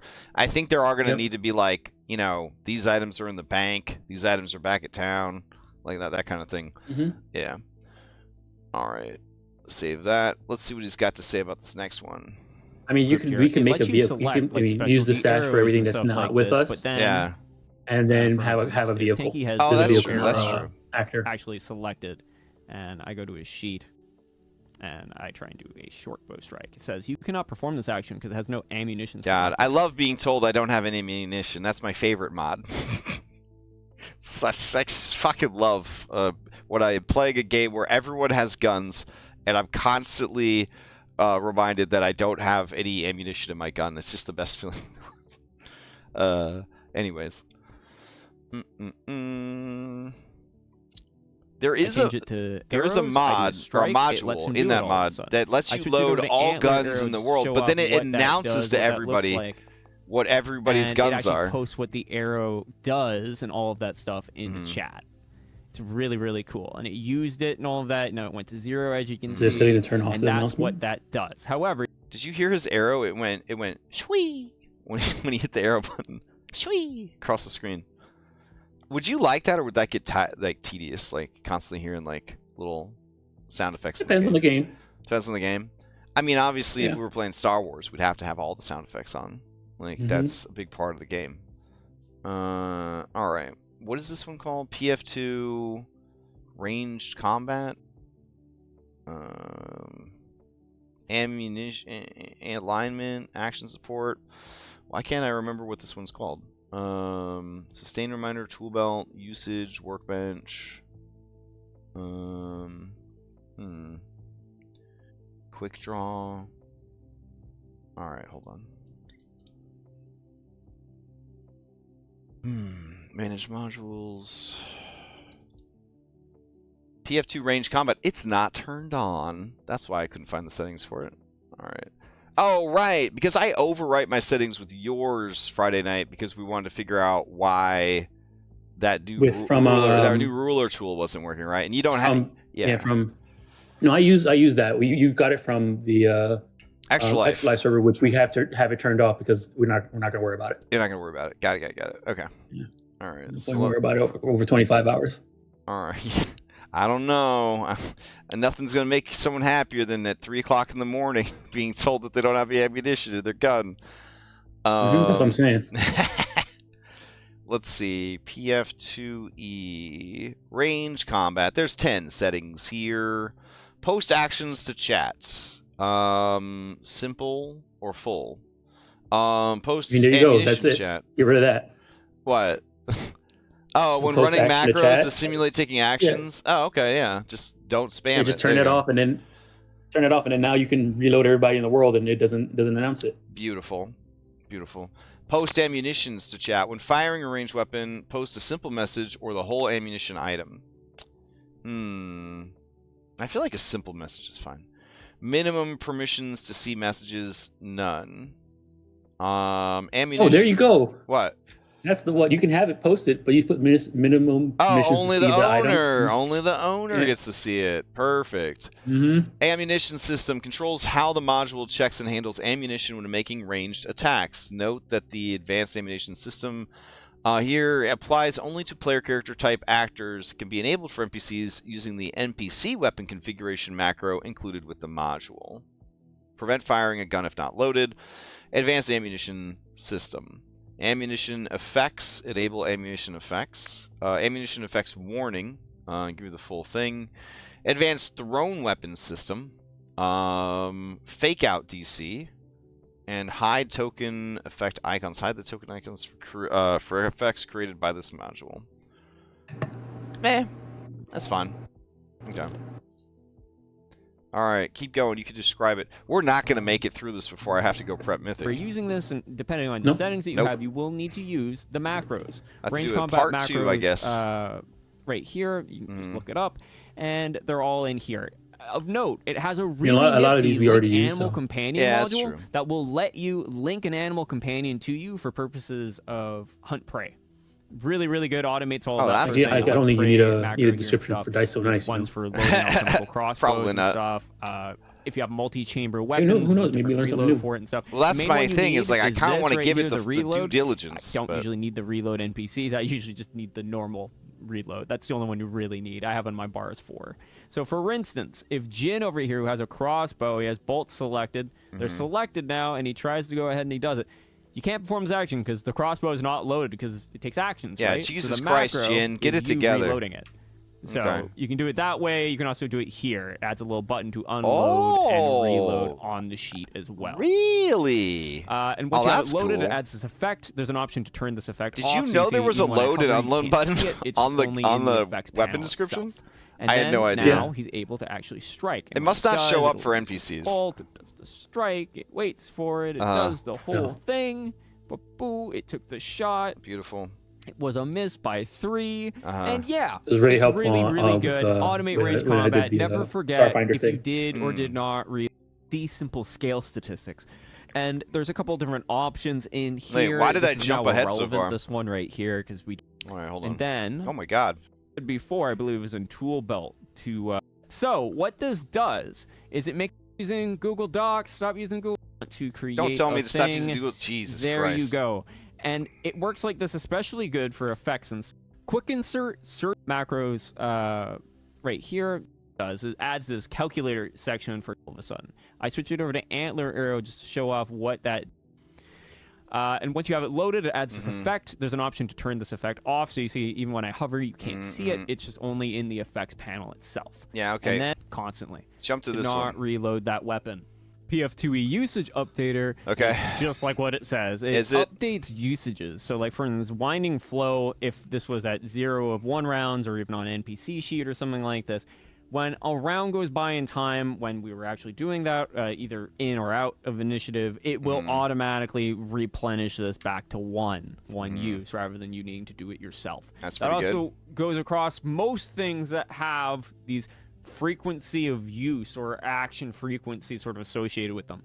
It also has an option here to automate the Aeon Stone for Pearly White Spindle. I don't really see why you wouldn't want this. I guess there's an I can't believe there's an item that just leave it is used that often that somebody had to make a special mod for it. Search widget. This is not a PF2e specific module. This is just the greatest module ever. I don't know, man. Spotlight Omni search, bitch. I'm just saying, it's pretty good. To sort of show you, because most people are going to go to the compendium packs up here to find stuff. Yeah, they couldn't. Last night you had trouble finding create a thing fighter onto a character sheet from there. You really gonna call? That wouldn't have happened with quick insert, right? You really gonna call? No, you're gonna call me out like that? I mean, it does. It just. It's good. It finds. It's just a little too much for me. It finds everything. That's what I like about it. Like when I'm like, I need that one macro. It does. I feel like it does a better job of finding that stuff than quick insert. Yeah. But I get you. Yeah, I was overwhelmed because the word fighter covers so much stuff. So it was like, oh shit, which one is it? All right, I don't think we need to hear anything about quick insert. We're pretty good with that. Especially good for effects and stuff. So like, I want to put a light effect on something. Okay, I type in light, I get the effect. Yeah. Pop. And there's ways. It's so cool, man. Anyways, small time. This small time is going to help you so much when it comes to tracking time, changing time, and all of that sort of stuff. It was not good. It works with simple calendar, which module we'll get to in a couple seconds here. I didn't like it. This lets you have a little panel that's always around that you can modify however you want to, okay?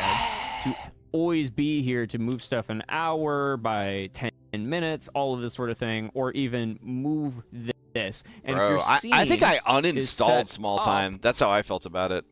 Under lightning, I never installed it. Yeah. Darkness control right here.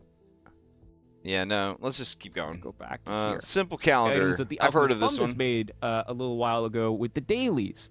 Items that the Alchemist Fungus made a little while ago with the dailies module. That, for instance, would automatically go away if we pass 24 hours from when it was made. Yeah. Stuff like this, and it adds this nice little panel because by normal standards, you'd have to go up here to this little clock thing and do all this, and you can say, oh, this sucks, this is good. Stop using Google Docs, stop using Google Calendar, stop using all of those things you're doing. You can handle your calendar and everything else inside Foundry. You can have all the holidays. I'm going to stop Raymond right there.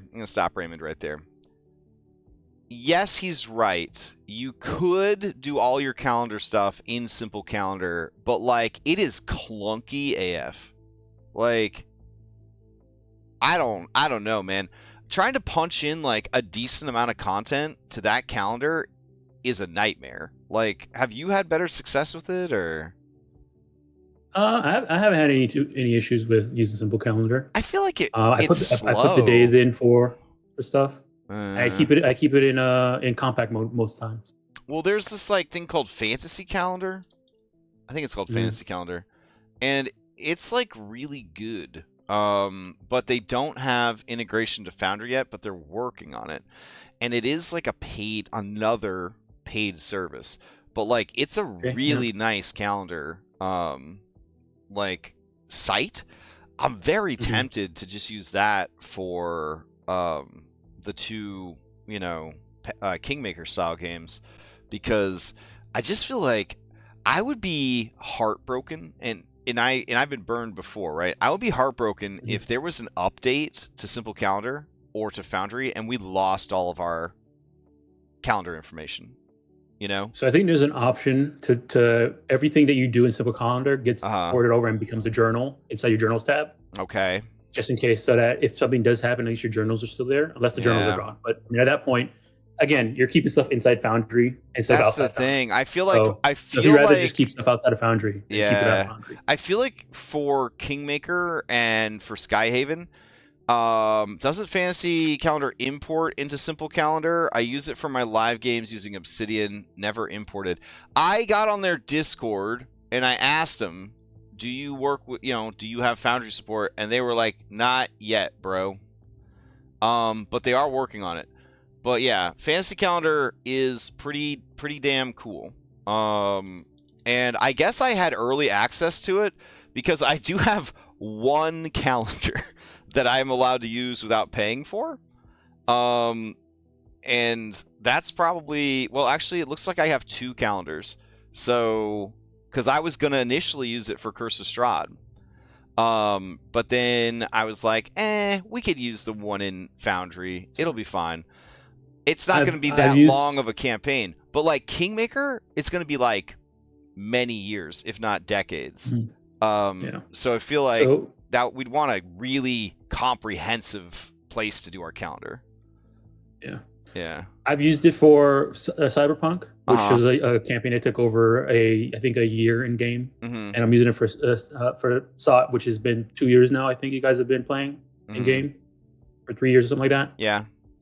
So I mean, I hadn't had any problems. I set it up once for the year for everybody's birthdays and stuff like that, and it's been fine.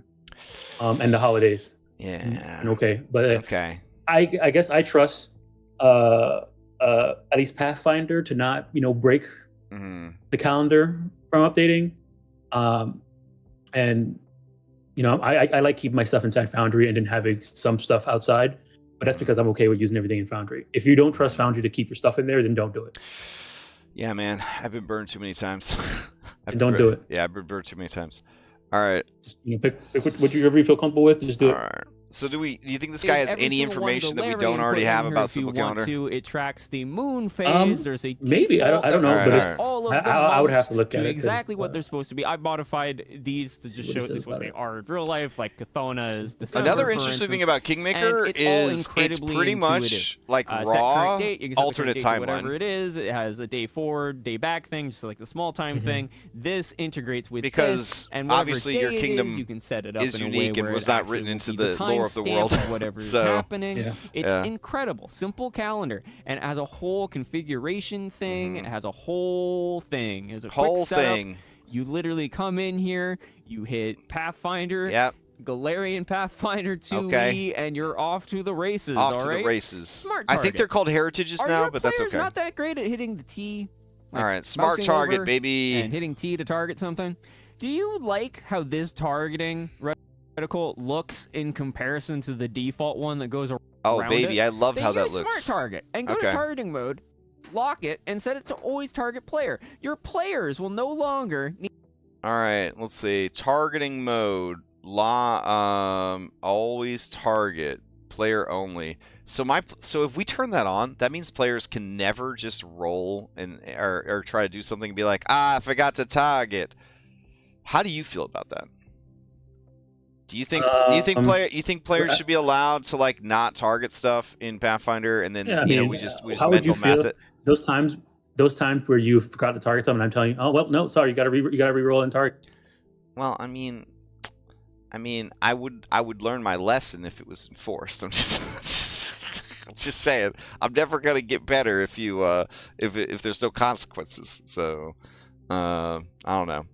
All right, let's keep going. This guy must be a harder ass than we are. Need to hit T to target something. They will just left click on a token to target it. That's good. I wouldn't want to slow down the game to have somebody reroll just because of the drag ruler. Whoa, that's it? He just jumped right to the next one? Oh my god.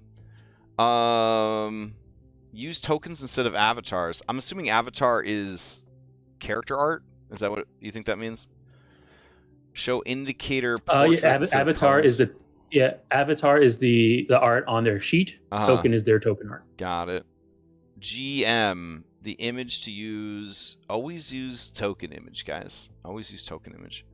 Target indicator position. Top right, top left, bottom right, center top, center bottom, random. Sets the position of the target indicator. Indicates portrait only. Keep target indicator inside of the token. Move the target indicator in a way that they remain inside the token border. Okay. Do we want it just right in their face? Token center. Center top, right on their face. There you go. Token icon, target icon scale image. Set the scale for the image used by the token. Alright, well, we'll sort the details of that out later. Let's see what he has to say about drag ruler. Drag ruler's built in, though. The default to use the ruler tool without actually having to go like up here, go to ruler. I don't think drag ruler doesn't even work in PF2. Yeah, that's what I'm wondering. And he's talking about elevated drag ruler, and he's saying, he says drag ruler use Wayfinder instead. It's super annoying. That's what I was saying. The Wayfinder have to go boop and then so it's built in. So what this does is there's two ways you can do this in Pathfinder. You can have no ruler mod and then have Wayfinder. Use the built-in PF2 ruler, and then Wayfinder allows you to turn on a button that lets you do wayfinding, which is like automatically move around walls and stuff like that. The other option is to not have Wayfinder installed, have the normal core PF2 stuff disabled, and use elevated ruler, which allows us to right click. And that's the most important feature. Most important feature is right click, and also what you call it, elevated ruler allows you to do the elevation thing, and it goes the colors for how many actions it's going to take to move. That's true. Now the issue though is that if you go core, you can do the built-in difficult terrain and movement type stuff. Right. Whereas PF2 ruler won't do that. You have to do everything your mental math yourself. But right-clicking waypoints. Yeah. All right. Fair enough. All right, then we'll skip over drag ruler. I don't think he's got anything new. That when you do this, it automatically makes it pop up. Okay. This ruler. It's very, very good. It's good. And using this in conjunction with tactical grid, a future module we'll get over, it adds the 50. Moving on. Paizo official modules. That's what I would say the 19 absolutely required start here modules are. Okay. We made it through the basics, guys. Your game with that, it will get you at least 60% of the way. Most of the stuff's going to be automated. Most of it you're going to understand. 60%. You'll be clicking and dragging some effects here and there, but it's all going to go a lot more swimmingly for you. Swimmingly. Now, all right. To start off, before we go into all these 90 other modules to do all these crazy 90 things, more we're just modules. Look at some premium content. All right. Is this an ad? We're going to look at premium content now. Raymond. What are you doing to us? Is this secret? Am I in an infomercial right now, Raymond? Do you work for Ripper? I already give Ripper money. I don't know what's your game here, man. Oh no, it's still loading. Okay.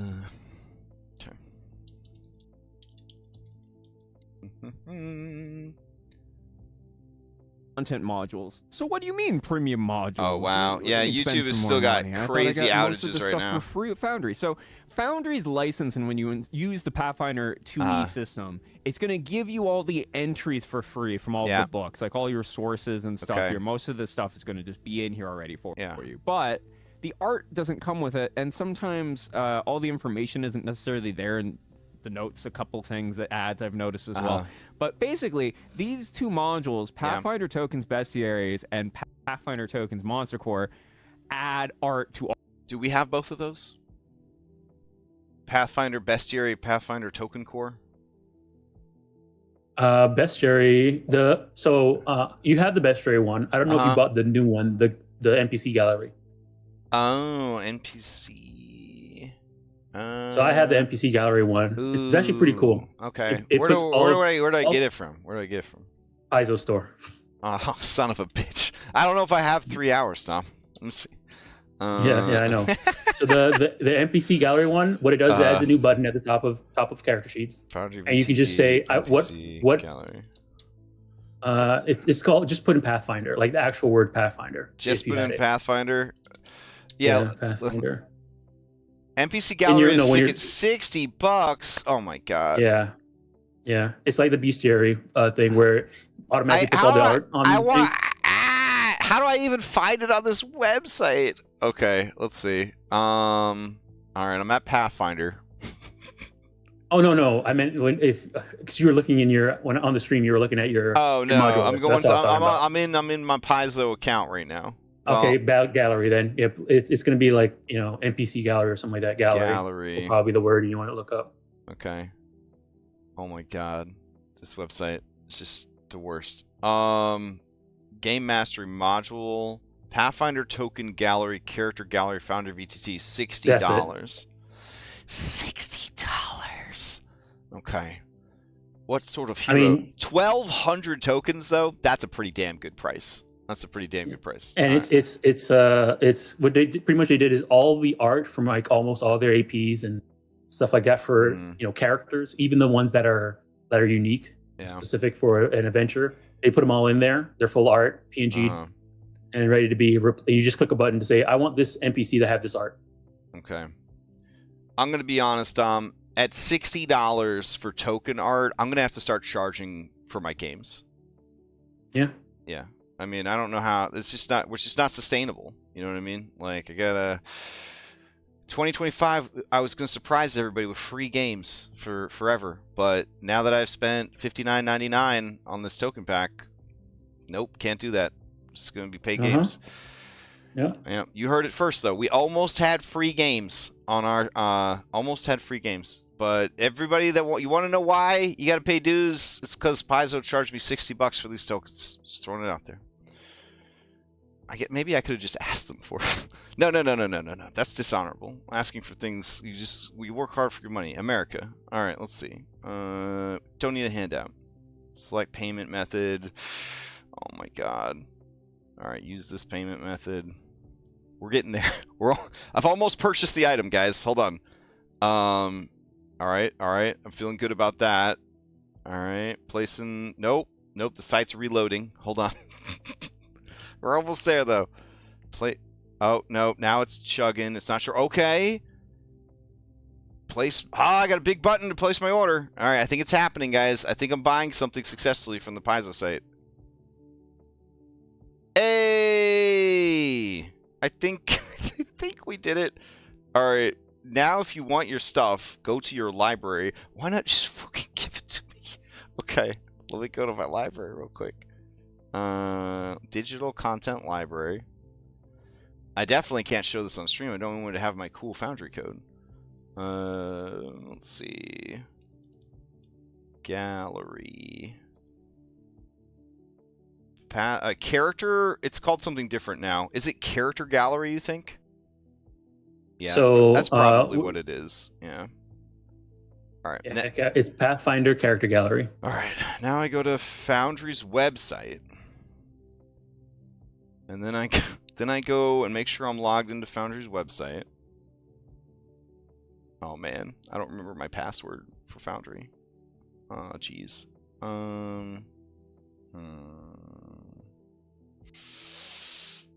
Okay. I'll just finish installing this later, I guess.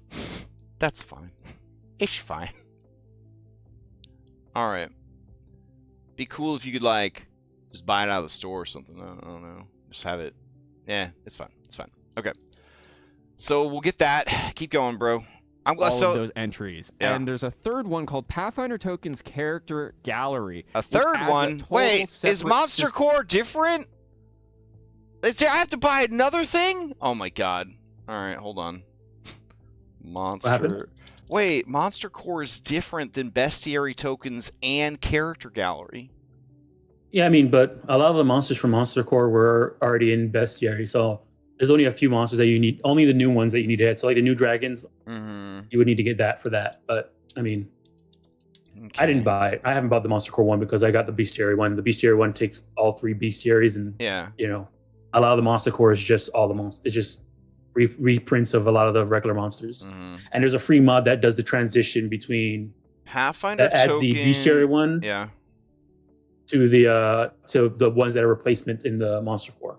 Okay, so only a few of them that are missing. For $20, you are only getting what, like 50 tokens? They're turning your purple worms brown. Like, what are we getting from this? You get the dragons, pretty much, the new dragons. It says here we're getting 492 tokens, but I think that you're saying that it's only really going to matter for the ones that you don't already have, right? Yeah, if you already had the Bestiary, then a lot of those monsters, you can just use the old Bestiary art, unless they added new art for some of these monsters. Because I don't want my cave worm to be purple. What if Hasbro sends the Pinkertons after me? I mean, they still can't. It's a cave. It's a purple cave worm. It's not a purple worm. Oh, right. I have a Bestiary creature. It's just it just got a bath. It comes pre-done that's why it's all purple. Of the art and all the stuff. It's in. No, it's just that the cave over here has a lot of purple setup. V12 now they've added backwards. Well, I guess not really backwards compatibility, but it works with dynamic token rings. And if you want to use that feature, like I am, with ready and set, some other modules to get to later to customize it to look like whatever you want to. Sure. Wait, I like where you're going with that. What does this customize wherever you go to? No. Of all the afternoons for YouTube to be having issues, it's when I'm trying to watch this goddamn video.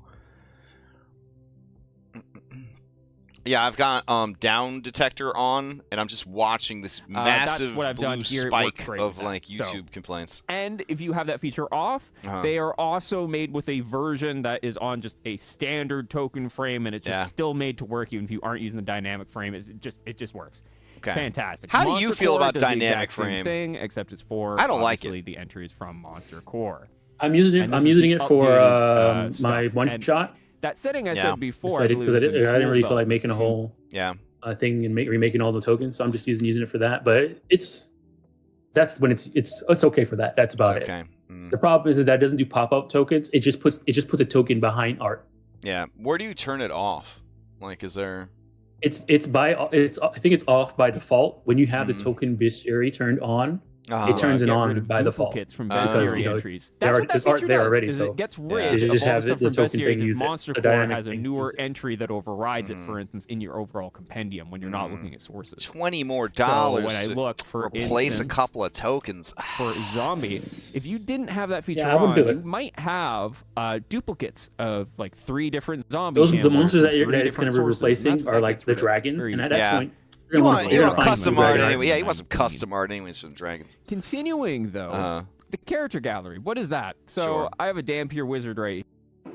I don't got time for you to explain. I already bought it. You got my fucking money. Let's just move on, bro. Let's see. All right, we got time before Mythic Prep. Let's see. Let's go to the Harrow deck. Here we go. This next one is completely optional. Most people don't need this. Not for me. It is fantastic. And not if you're running Stolen Fate, which is for the harrowing system or the Harrow deck, which is like Pathfinder's version of tarot card reading. Okay. It's a really cool way cultural appropriation getting your players to join you in. Join me in. Go on. Go on. Is this what it was like for kids during pandemic to go to school online? This is fucking terrible. It'd be like having a teacher that keeps having a stroke in front of the classroom. And now the most important thing we're going to be studying for the in a story is the best way I can put it without going on a whole long tangent of how it works. So I'm just going to show you what I mean by what it does and how it automates that whole system, and you can decide for yourself if you want it, all right? I'll decide for myself if I want it. You go to your compendium pack, you go ahead, you find your hero deck, it'll be in there, you enable the module, you import this adventure. Whoa, cowboy, slow down. You got to import an adventure to get some cards? All right, hold on. Got to reboot. He's doing the hero one? Yeah, the hero one. I feel like hero's pretty important for Stolen Fate, just a little bit. So I should probably learn how this works. It's on my to-do list for Stolen Fate. Almost all my Stolen Fate prep has been offline, so let's see. One, because I just don't have a good spot to schedule it in, so I just kind of work on it whenever, I don't know, guilt takes over, and I'm like, you haven't worked on Stolen Fate in a long time. Let's see. Go here. The hero deck card handouts are worth it for you, I am afraid. They look so good. No, Butler Log, you know what looks so good? The actual hero deck that they sell in real life. Because I got it for Christmas, and it is absolutely gorgeous. It is phenomenal. It is so beautiful. All the cards are like gold foil etched, like they're high quality. Oh my god, it's so good. I think I streamed it to show the difference between the quality of the hero deck and the not quality of the Taroka deck from Curse of Strahd. It was a significant difference. We'll just put it out there, a significant difference. So let's see, where is the hero deck? There we go. And there is literally one entry in here. So we're going to click it, and then we're going to hit Import Adventure. Alright, just like he did. Okay. Keep going, son. Come on, Raymond. Speed Cards. it up. It comes with a little scene to go to give you in the mood. A little and scene it has to get all me in the rules mood. for all of this. I'm not going to explain all of the rules for it. Oh, I'm just going to well, that's what I wanted. do it. So Okay. I go up here. It has the hero deck, and you can right-click on it, New Reading, and then you'd add a participating actor. In this case, we will just put a Dampier Wizard in there. Okay. I'll just do any suit for this, and let's go add a participant. Oh shit. Do we have a participant? We got a companion here. Jody. Who's Jody? Don't worry about it. Alright. Let's go. Hey, Raymond. Raymond. Hello?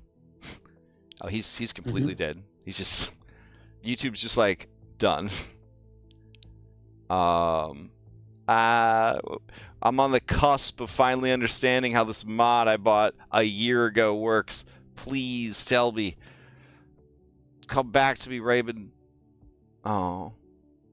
I think YouTube might actually be 100% dead. Let me see. Oh yeah, it's pretty bad over there. It's a lot of outages. Man, when YouTube is on, is this the end of the world? No. I'm sure we'll be fine.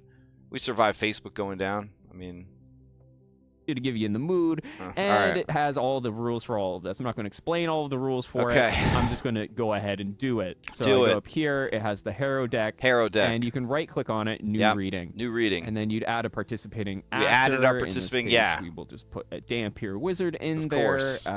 I'll just do any suit for this, and let's go ahead and begin reading.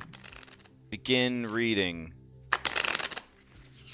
Alright, that's slick as hell. Choose a subject card. It is the snake bite. We go to the spread. And then now, this is your past. And it's able to know what is a partial match or not. And usually you're only relating the matches. And then, if you click on it and you hit interpret card, it takes you to this list. And it'll actually tell you what each card does.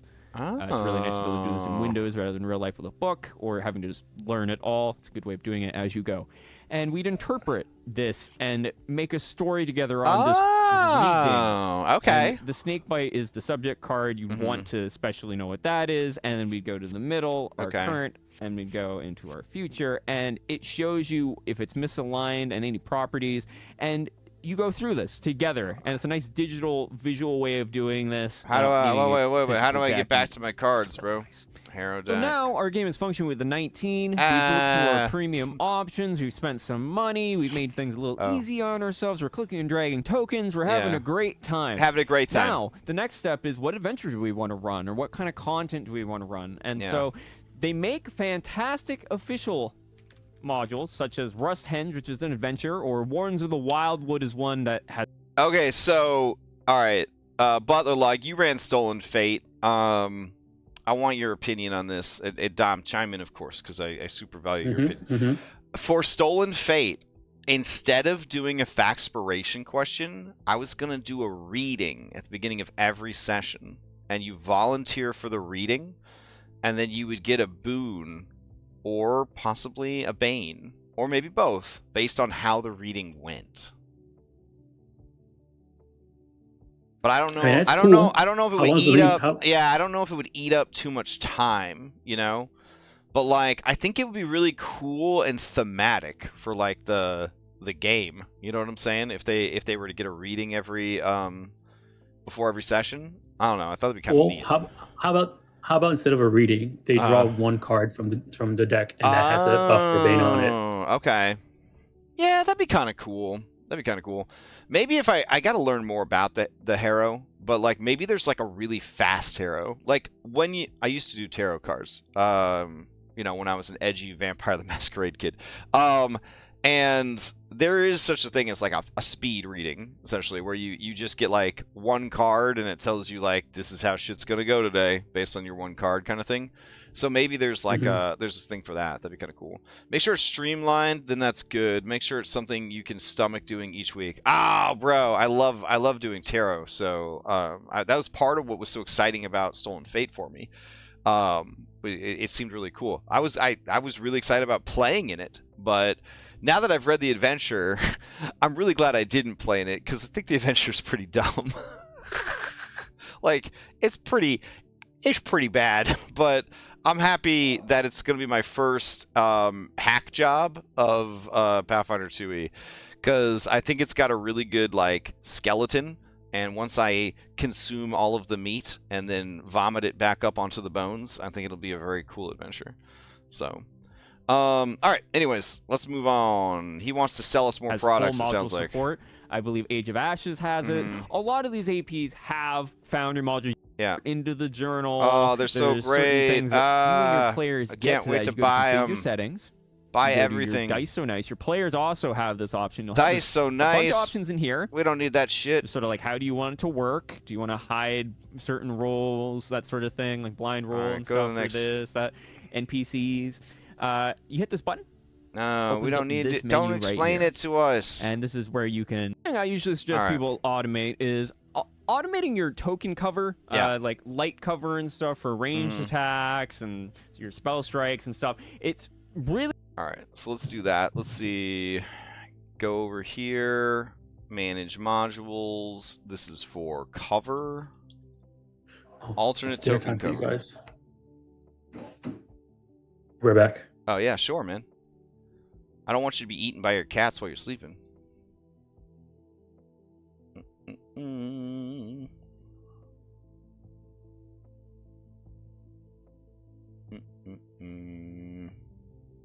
All right. Sometimes I think I'm a little too judgy of, well, everything. But, yeah, Stolen Fate, I was like, this is okay. It's kind of a mess. And I understand that, like, that's sort of the thing, is it is kind of a mess. But I don't want to get into too much and, like, spoil the adventure. But Alright, so let's see. Use cover. Wow, there's a lot here. It likes defreds. It likes per token maximum cover. Okay, it does a lot of stuff. Alright, don't show this again. Alright. Really nice to have that. Wait, what's alternate token visibility? I think that was a mod that we had and we turned it off. Let's see. Alternate... Do you have to have both? I guess we'll find out.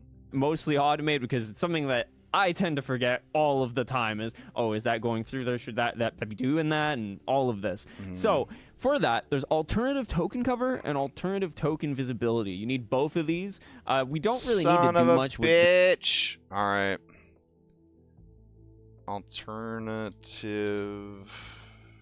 token visibility. That's frustrating. All right. Install. All right. Let's see. Close out of this. Back to Forge.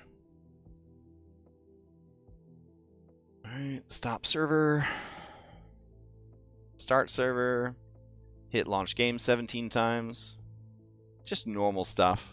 It's like starting up an old lawnmower, I guess. Not a good ad bit right there.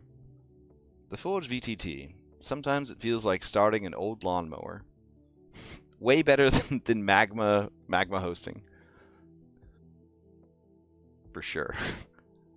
Yep. But I mean, Amalika Z has had better performance, so we will throw that out there.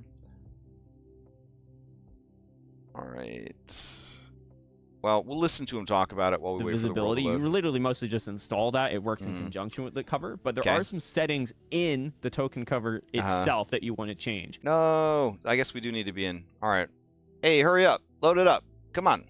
Oh, I need to do these settings. I got a game that I got to prep for in like 25 minutes. No, don't you tell me you can't load up. All right, now it's the lawnmower stage. No, man, it's fun. I love trying to start my server over and over and over again. It's fantastic. What are you talking about? This is great.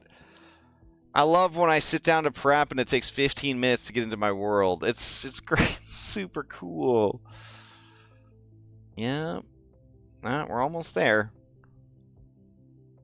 Getting there. Yep. Any second now for sure. Just gonna keep hitting it. We'll be booted up any second now. Yep. Yep, feeling it. Well, look. Maybe this is the time? Nope. Alright, what about now? Okay. Well, this is a little embarrassing. Alright, let's see. Yeah, exactly. They're just having trouble getting going. God, what do you expect? Like your server to just always be like ready? That's crazy. All right. All right. I'm getting a little nervous here. Come on, come on. Please boot up. Come on. So magma hosting, you said. Okay. Something to look into in November, yes. Now, I did look, and Silicon Valley has a lot of internet outages right now. Yes, that's probably why YouTube is having some problems. Hey, look at that. Only 14 times. Not a new record, but, you know. All right, I'm back. You missed nothing. I had to go install a mod, and then it took 14 tries to get the Forge to start back up. Oh, boy. Yeah. Alternative token cover needs alternative token visibility, Raymond says. So I went to grab that because this is Raymond's time. It's Raymond's time. So if he says that we need something, then we will listen to him. All right. I see big things for Raymond. Raymond only has 246 subscribers right now. How much you want to bet by the end of the year that number is over, let's not go crazy, 2,000. I think it'll be over 2,000 by New Year's. You guys could help Raymond with that by going to his YouTube channel and hitting subscribe. Then you could comment on this video and said, Crash Jam sent me over here. Crash Jam thinks you're so cool, Raymond. I mean, he's okay, but you could put that. Like, that's fine. I'll own it. If you put Crash Jam thinks you're cool, I will tell him that, yes, that is true. I do think you're cool, Raymond. I think you are RisingStar PF2e. Alright, don't show this again. Alright, he's going to show us the settings. Let's see. Manage modules. Configure settings. Here we go. Alright.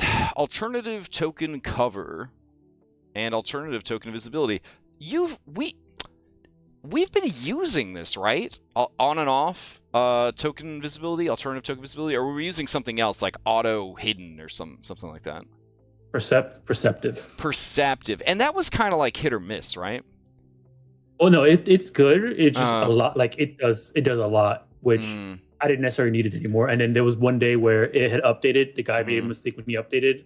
Oh, was that the night that we had to display even on secrets? We ended early. Yeah, I've turned all of these other but it's fine now. In here, you don't got to mess with. I haven't turned it back on though. Whoa, he just said he turned all his settings off. Oh my god, why even have the mod then? All right, we're leaving display cover on secret tokens. Okay. I feel like alternative token visibility is more of a 5e mod, I think. I mean, this video is specifically for Pathfinder though. And that's probably why he turned off all the settings. Okay. Got it. You just go to the third? Go to the third? Alright. Is this under GM cover settings? Let's see. Yes. Alright. Go to cover workflow. Alright. And then... Always apply cover. Always apply cover. Okay. Cover effects? Cover effects only when targeting. Cover effects only when targeting. See, that's why you should make people always target, Tom. Because then they're going to forget to target, and then it's going to be like, oh, I forgot to target, and then we don't have the thing automatically calculated. I'm just going to have to be that hard ass. You know what? I don't want to. I mean, if you want to do it. All right. What mod was it that made it so people had to target? Do you remember? Was it? I think it was Tool Belt. Tool Belt? All right. Let's see. Yeah. PF Tool Belt browser detargeting. Hero actions. No, maybe this wasn't it.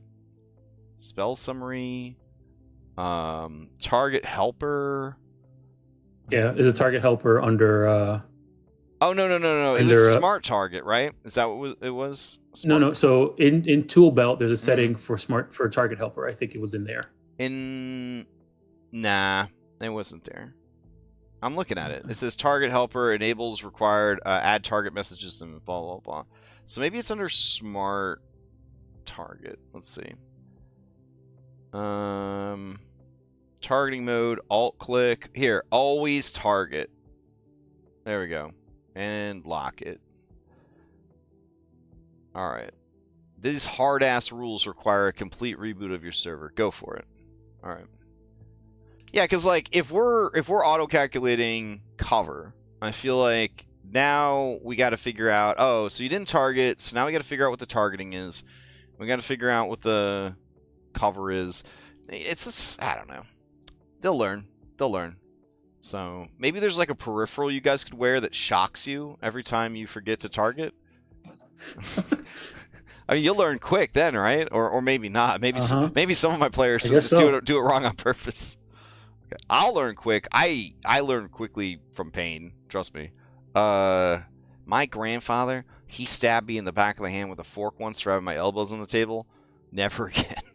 It was one time stabbed in the back of the hand with a fork, and I was like, yeah, I'm not putting my elbows on the table anymore. That's a pretty simple solution.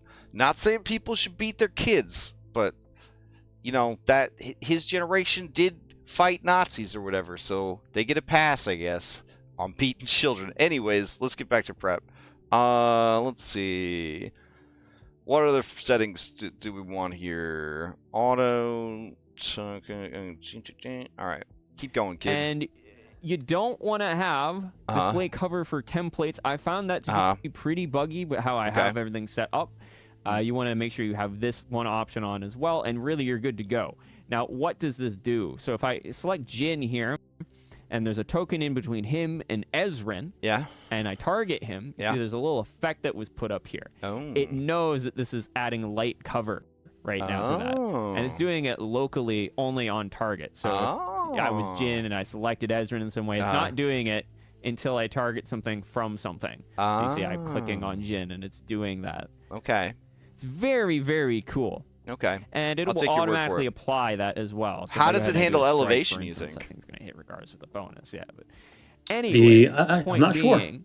It noticed that it increases AC by 1 because of that effect. And we know how cover works, people buddy. do it. There you go. Automatic cover. Bailey Mass Edit is a fantastic, simple module that makes it so that whenever you select any groups of different things and any of the different layers in Foundry, you can hit Shift and E together, and you'll be able to edit data across anything, basically all equally. So if I selected all these tokens and I wanted to change all their names to 1 or something, I'd hit this 1 and then apply. Actually, update and apply. This would apply just to the non-proto. This would apply it to the prototype also. Or, where it's especially useful is in maps. So you have a bunch of different walls or whatever, right?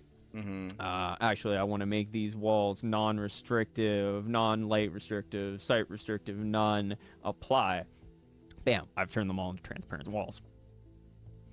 Very handy, super useful. Mass edit is top 5, you need to do, right? Well, Shift top 10 E, at least. Change it all in one stroke. Yeah. Lights, it's the same thing. It is so have good. you ever had a situation where you have a whole bunch of lights already made up, how you want them or whatever? I have. Like, man, I actually want to edit a whole room of lights. Yeah. Select 3 of them, do that, change it however you want, apply. Monk's Wall Enhancement is a handy module that makes your walls enhanced. So it changes the icons up here. There's settings in. I think Raymond just went through puberty just now, but that's okay. Enhanced. Let's see. Monk's Wall enhancements. Let's go to manage modules. Enhanced. Monk's Wall enhancements. Turn that shit on. All right. Got to reload. What are you guys doing tonight in Mythic? Fighting a sea monster or something? Is that? Yeah, we're gonna get ready to go fight Skella. We just finished having that talk with what's her name in the tree. Oh. Okay. Yeah. What's her name? And then we ended with. I mean, keep it vague, bro. Keep it vague. Oh, that was good. We did leave off on a real nice cliffhanger there. Yeah. All right. Oh, thanks for the reminder. Feels like a long time ago, but it was only last week. All right, Monk's Wall enhancements. Let's do it.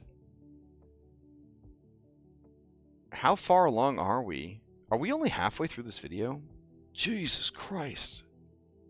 This is why I never learn anything. Or not, or whatever, but it changes these and gives you a couple more options in here to create secrets and to clone stuff, freehand wall draw. But the main thing it lets you do is, have you ever been in this situation where you want to line stuff up maybe and get them to snap, and it's like, crap.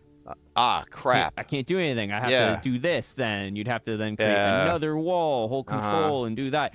Well, how about this? Instead of that, what this module lets you do is now you can just left click to actually split a wall. So, for instance, I want to make a doorway in this wall that I made. He also changes the icons. Do it in multiple different ways. I could now hit Shift E on this and change it this way at Mass Edit. Or I could just get rid of the middle, switch. Quick correction. You don't just click the wall, you double click it to add a joint. But, yeah. The door tool, Control. And now I can actually... what? You can hold Control to switch to door as your... I just walled all of Castle Ravenloft, you son of a bitch. Alright, hold on. But control is how you continue a wall. That's how you poop out more walls, right? So, was there did he say there was a fast way to switch walls? Nah. Maybe? Let's see. Ethereal walls. No. All right. Maybe I was just crazy. All right. I thought he said the door to hopefully. I could have made a hotkey for it, I guess, with the hotkey also thing. Also remember to go off grid, which is what you'd have to do there. You have to make it on grid to get a snap. There you go. Either or. You said it's super useful, being able to cut and do that. Okay. Very nice. The next two modules are just really fun little modules. I love using them. I use them pretty often. Boss Bar and Boss... Hold on. I wanna test this. There's a tool, Dom, that says... let me see. It says join wall joints. Okay, so I'm going to draw another wall over here. And then another wall over here. And then if I select these 3 joints... And I hit this... join wall joints, nothing happens. What do you think join wall joints is supposed to do? Join point tolerance. Oh, how close they have to be to join. Oh man, that's some like Maya 3D modeling shit right there. Hold on. Okay. I grab these guys and I hit join. Nope, still too far away. All right, what if I increase it to 40 and go now? Hey, all right, that's pretty good. Man, I should probably install this and go back to my Castle Ravenloft. I think I have a lot of joints that are just sort of like nudged next to each other, but they are not snapped to each other. That's pretty sick. All right, what's this? Freehand wall draw? No way. Nah, that's not real. Hold on. Go to wall. Freehand wall. What, Dom? Holy shit. Oh, wow. Holy shit. Everything so far has been worth it for this one moment. Oh my god. That was incredible. Oh! Ah! Oh my god. So good. I just did all of Castle Ravenloft. I could have this. That's fine. It's fine. There's plenty more maps that have to be walled. Oh my god, that's so good. Drag points together. What do you think that does? I don't even know. I wish he talked about this mod some more. This is like the best mod he's shown so far. Toggle wall display. What does that mean? I don't know. Man, I'm going to have to dig into this specifically for this. Shoot. Man, okay. Freehand walls. Wow. I'm not a good mouse drawer. So it's not gonna be the best for me. But you gotta hook up your you gotta hook up your what is it? Tablet or whatever, right? You got a tablet? Yeah. I don't have a tablet. You don't have your old tablet that's in the drawer in your office? You know what I'm talking about. I have no tablet. You've never used a tablet? I don't have any tablets, no. Wow. Okay. Dang. All right, let's keep going. Splash screen. Boss bar and boss splash screen add these two buttons that let you make a boss bar appear, like in Elden Ring, or a boss splash screen that's useful for highlighting characters or really any token on a map. So boss bar, if I select something, it adds I never remember to use monster. splash. I love it's a noodle monster. You hit this, and it literally just makes a boss bar for everybody. It's genius. And that's his HP as it goes down. All that. Yeah, it's great. And you can edit how that looks in the settings. It's good. Boss splash screen makes an editable page when you right-click on something. If you see this little speaker button right here, splash boss, it makes the image go across with a animation and the name of the token to go across the screen. It's super good when you're introducing NPCs. Tenki is in the bar as you walk in. Everybody in chat, you have to have high resolution art for this mod to look good. You cannot have low resolution art to look terrible. How I make the screen as you see it look the way it does. The first two are the we can't use it in Mythic because everybody's token's too small. Now, there's a couple other options. There is an RPG UI. You can't use Duraco in that one. I'm not showing that today, though. I use this predominantly myself. That's what makes this all black. It also does this. I have it set so it will colorize based on the player who's doing it. And then things, like if I speak as it, it does that, right? But then, if I have an actual aligned creature and I speak as it, I have the enemy roles all set up to look different, and that is done with these two modules. And these modules, when you open them up, I'm opening them up. UX and UI. UX handles like the chat, the size of all of that, this whole thing here. Like I have the icons being the default and all of this setup. That's what all of this does. It does a whole bunch of different things that adjust the UI. Duraco also, I believe this is by default, or maybe just how I have it set, but it makes it so that effects that are on tokens.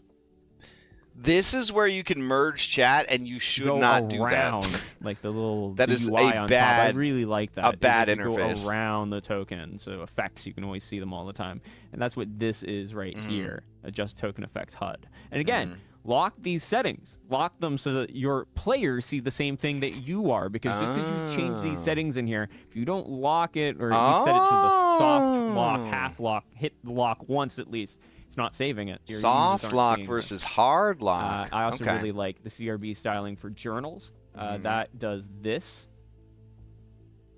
Blue blue for that. Oh, red that's for nice. That. Like a Pathfinder book. Okay. The color headings. It's really quite nice. That is nice. The UI is the one that actually changes the way everything looks. I have it set for a glass interface that's for the sort of see-through. The sheet theme is set to none, meaning I'm just using the default red sheet. Yeah.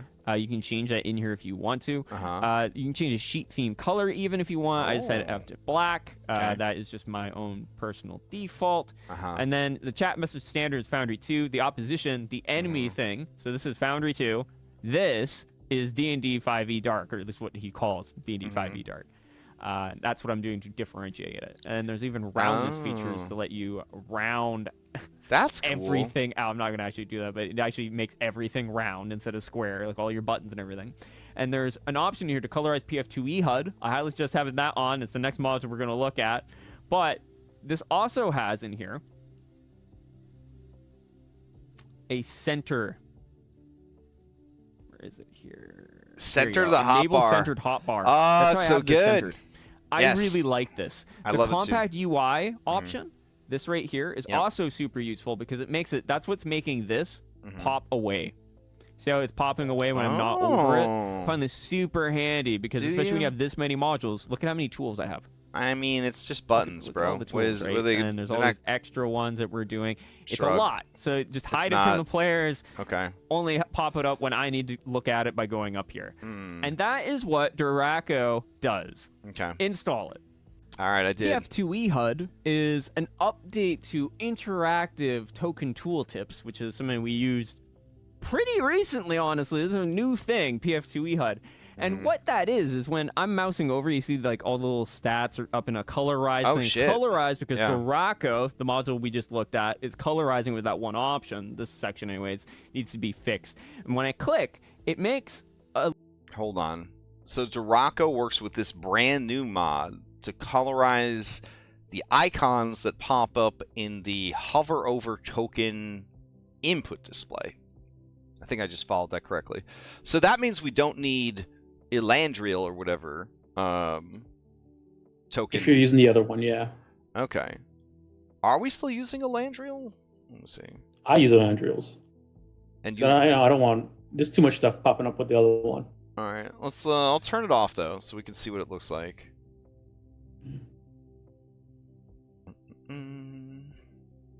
I still haven't figured out how to show the passive stealth score on the Monk's token bar. I still haven't figured out. I still haven't figured out what the code is. I think you just have to like do the actual full calculation, like Dex plus 10 or something. Proficiency plus. Oh, that could work. Yeah. 10. All right. Okay. Also, the audacity of the Harrow mod being like, you should be looking at this guy, this Harrow guy. This is who you should be looking at. Oh, wow. It is a lot of things. They only pop up when you click on it, not when you hover. I wonder if there's a setting for that. It does provide a shitload of information, though. A shitload of information. All right, let's see. We're going to go to Duraco, and he said it was color. Let's see. All right, PF2e Duraco. Colorize PF2e HUD. Yes. So save. And then we probably have to reload, I'm guessing. And then he's going to tell us more about what this does. A little miniature miniature menu of essentially what you see on the big sheet. Oh, so wow. This is this stuff, and it doesn't come up when you have your big sheet open. So it's a nice alternative way of doing things. The settings change how all of this looks, but you'll see like I can roll a fortitude just from this little menu, and I have all of the same things that I would on that big sheet. That's pretty fucking cool. I can even look in his inventory, and I click away, it goes back. It's really, really intuitive. Yeah, that's like, pretty good. It's really well made. 53 options. Oh my god. Auto-populate actions and spells and stuff, and this works with dailies, the staff stuff that I showed you before, the required 19. It's all here as well. It's a fantastic little UI. Dom, this is pretty bonkers. It auto-populates all of the actions in the little hands. Yeah, it pretty much like takes what you call it, the token HUD. Yeah. And puts it into your token. And just attaches it to your token. Yeah. It's got 53 different options, man. That's like a lot of stuff. Oh my god. Yeah. All right. It's too much. It's too much for you. Let's see. What is extras? It's definitely not colorizing it like it said it would. You can drop custom macros there. Go to your skills from your miniature. What? It brings up everything. It's got high jump, long jump, shove, swim from your miniature. Holy shit! I mean, dude, that's pretty good. You saying this is too complicated? This is like everything in one, man. This is awesome. I mean, it is optional too, right? Like you don't got to use it. It brings up all your actions. You know. Oh my god, as a DM, you can just like click on the monster and you've just got all the stuff like right there. I mean, yes, we had a mod that does that already, but still, this is pretty cool. All right. Yeah. Well, for anybody who doesn't necessarily want to set that up on every character. The extras is where you will find stuff like aid, recall, knowledge, and you even drop your own macros to make them show up on this list. Holy shit. There's also, when you go into the settings, there's no way. There's more? There's a whole bunch of options. No way. The font size. I've done all of that. You've done it all? Oh my god. There is an option also for a persistent HUD, which is a very cool thing that you might like. So what this is this.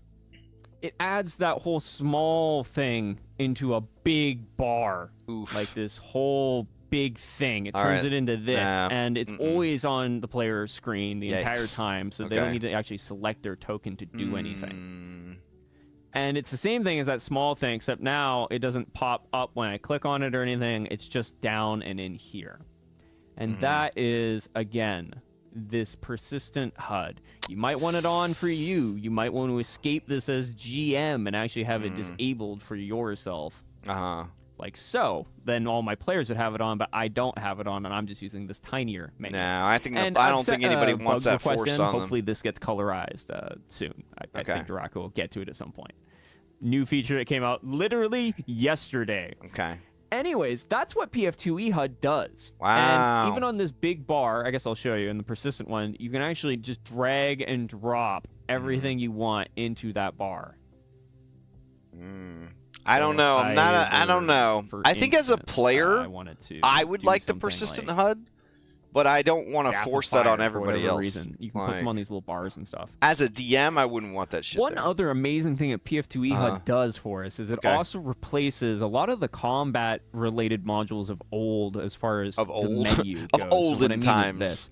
It adds this auto pop-up. So in the past, you'd have to right-click encounters to open up a window, and you can still do this if you want to, but this is just built in. Where is it? It's just built in as part of PF2e HUD and has options for it and stuff. And I really like this because your players can just roll directly from it.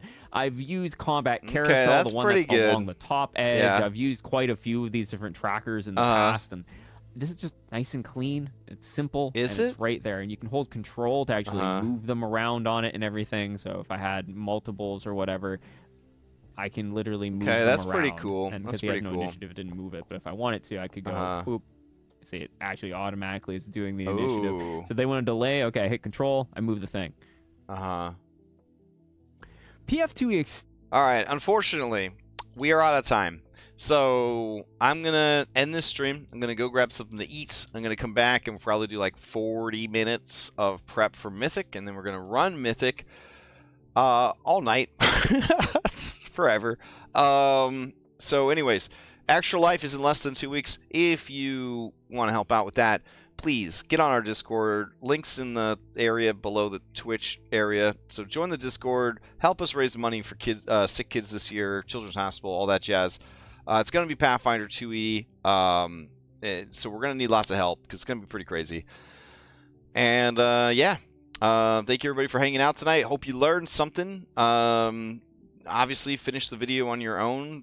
Take what works and ignore what doesn't. And I'm going to definitely try to finish this video. It depends. I might try to just finish it off stream. Depends on how things go this week. It's going to be, the next 2 weeks are going to be crazy busy, so we'll see. But I am very curious about the remainder of the tools and mods here. So, yeah. All right. I'll see you in a bit, or I'll see you next time. All right. Thanks for hanging out, dude. See you at 8. All right. Bye.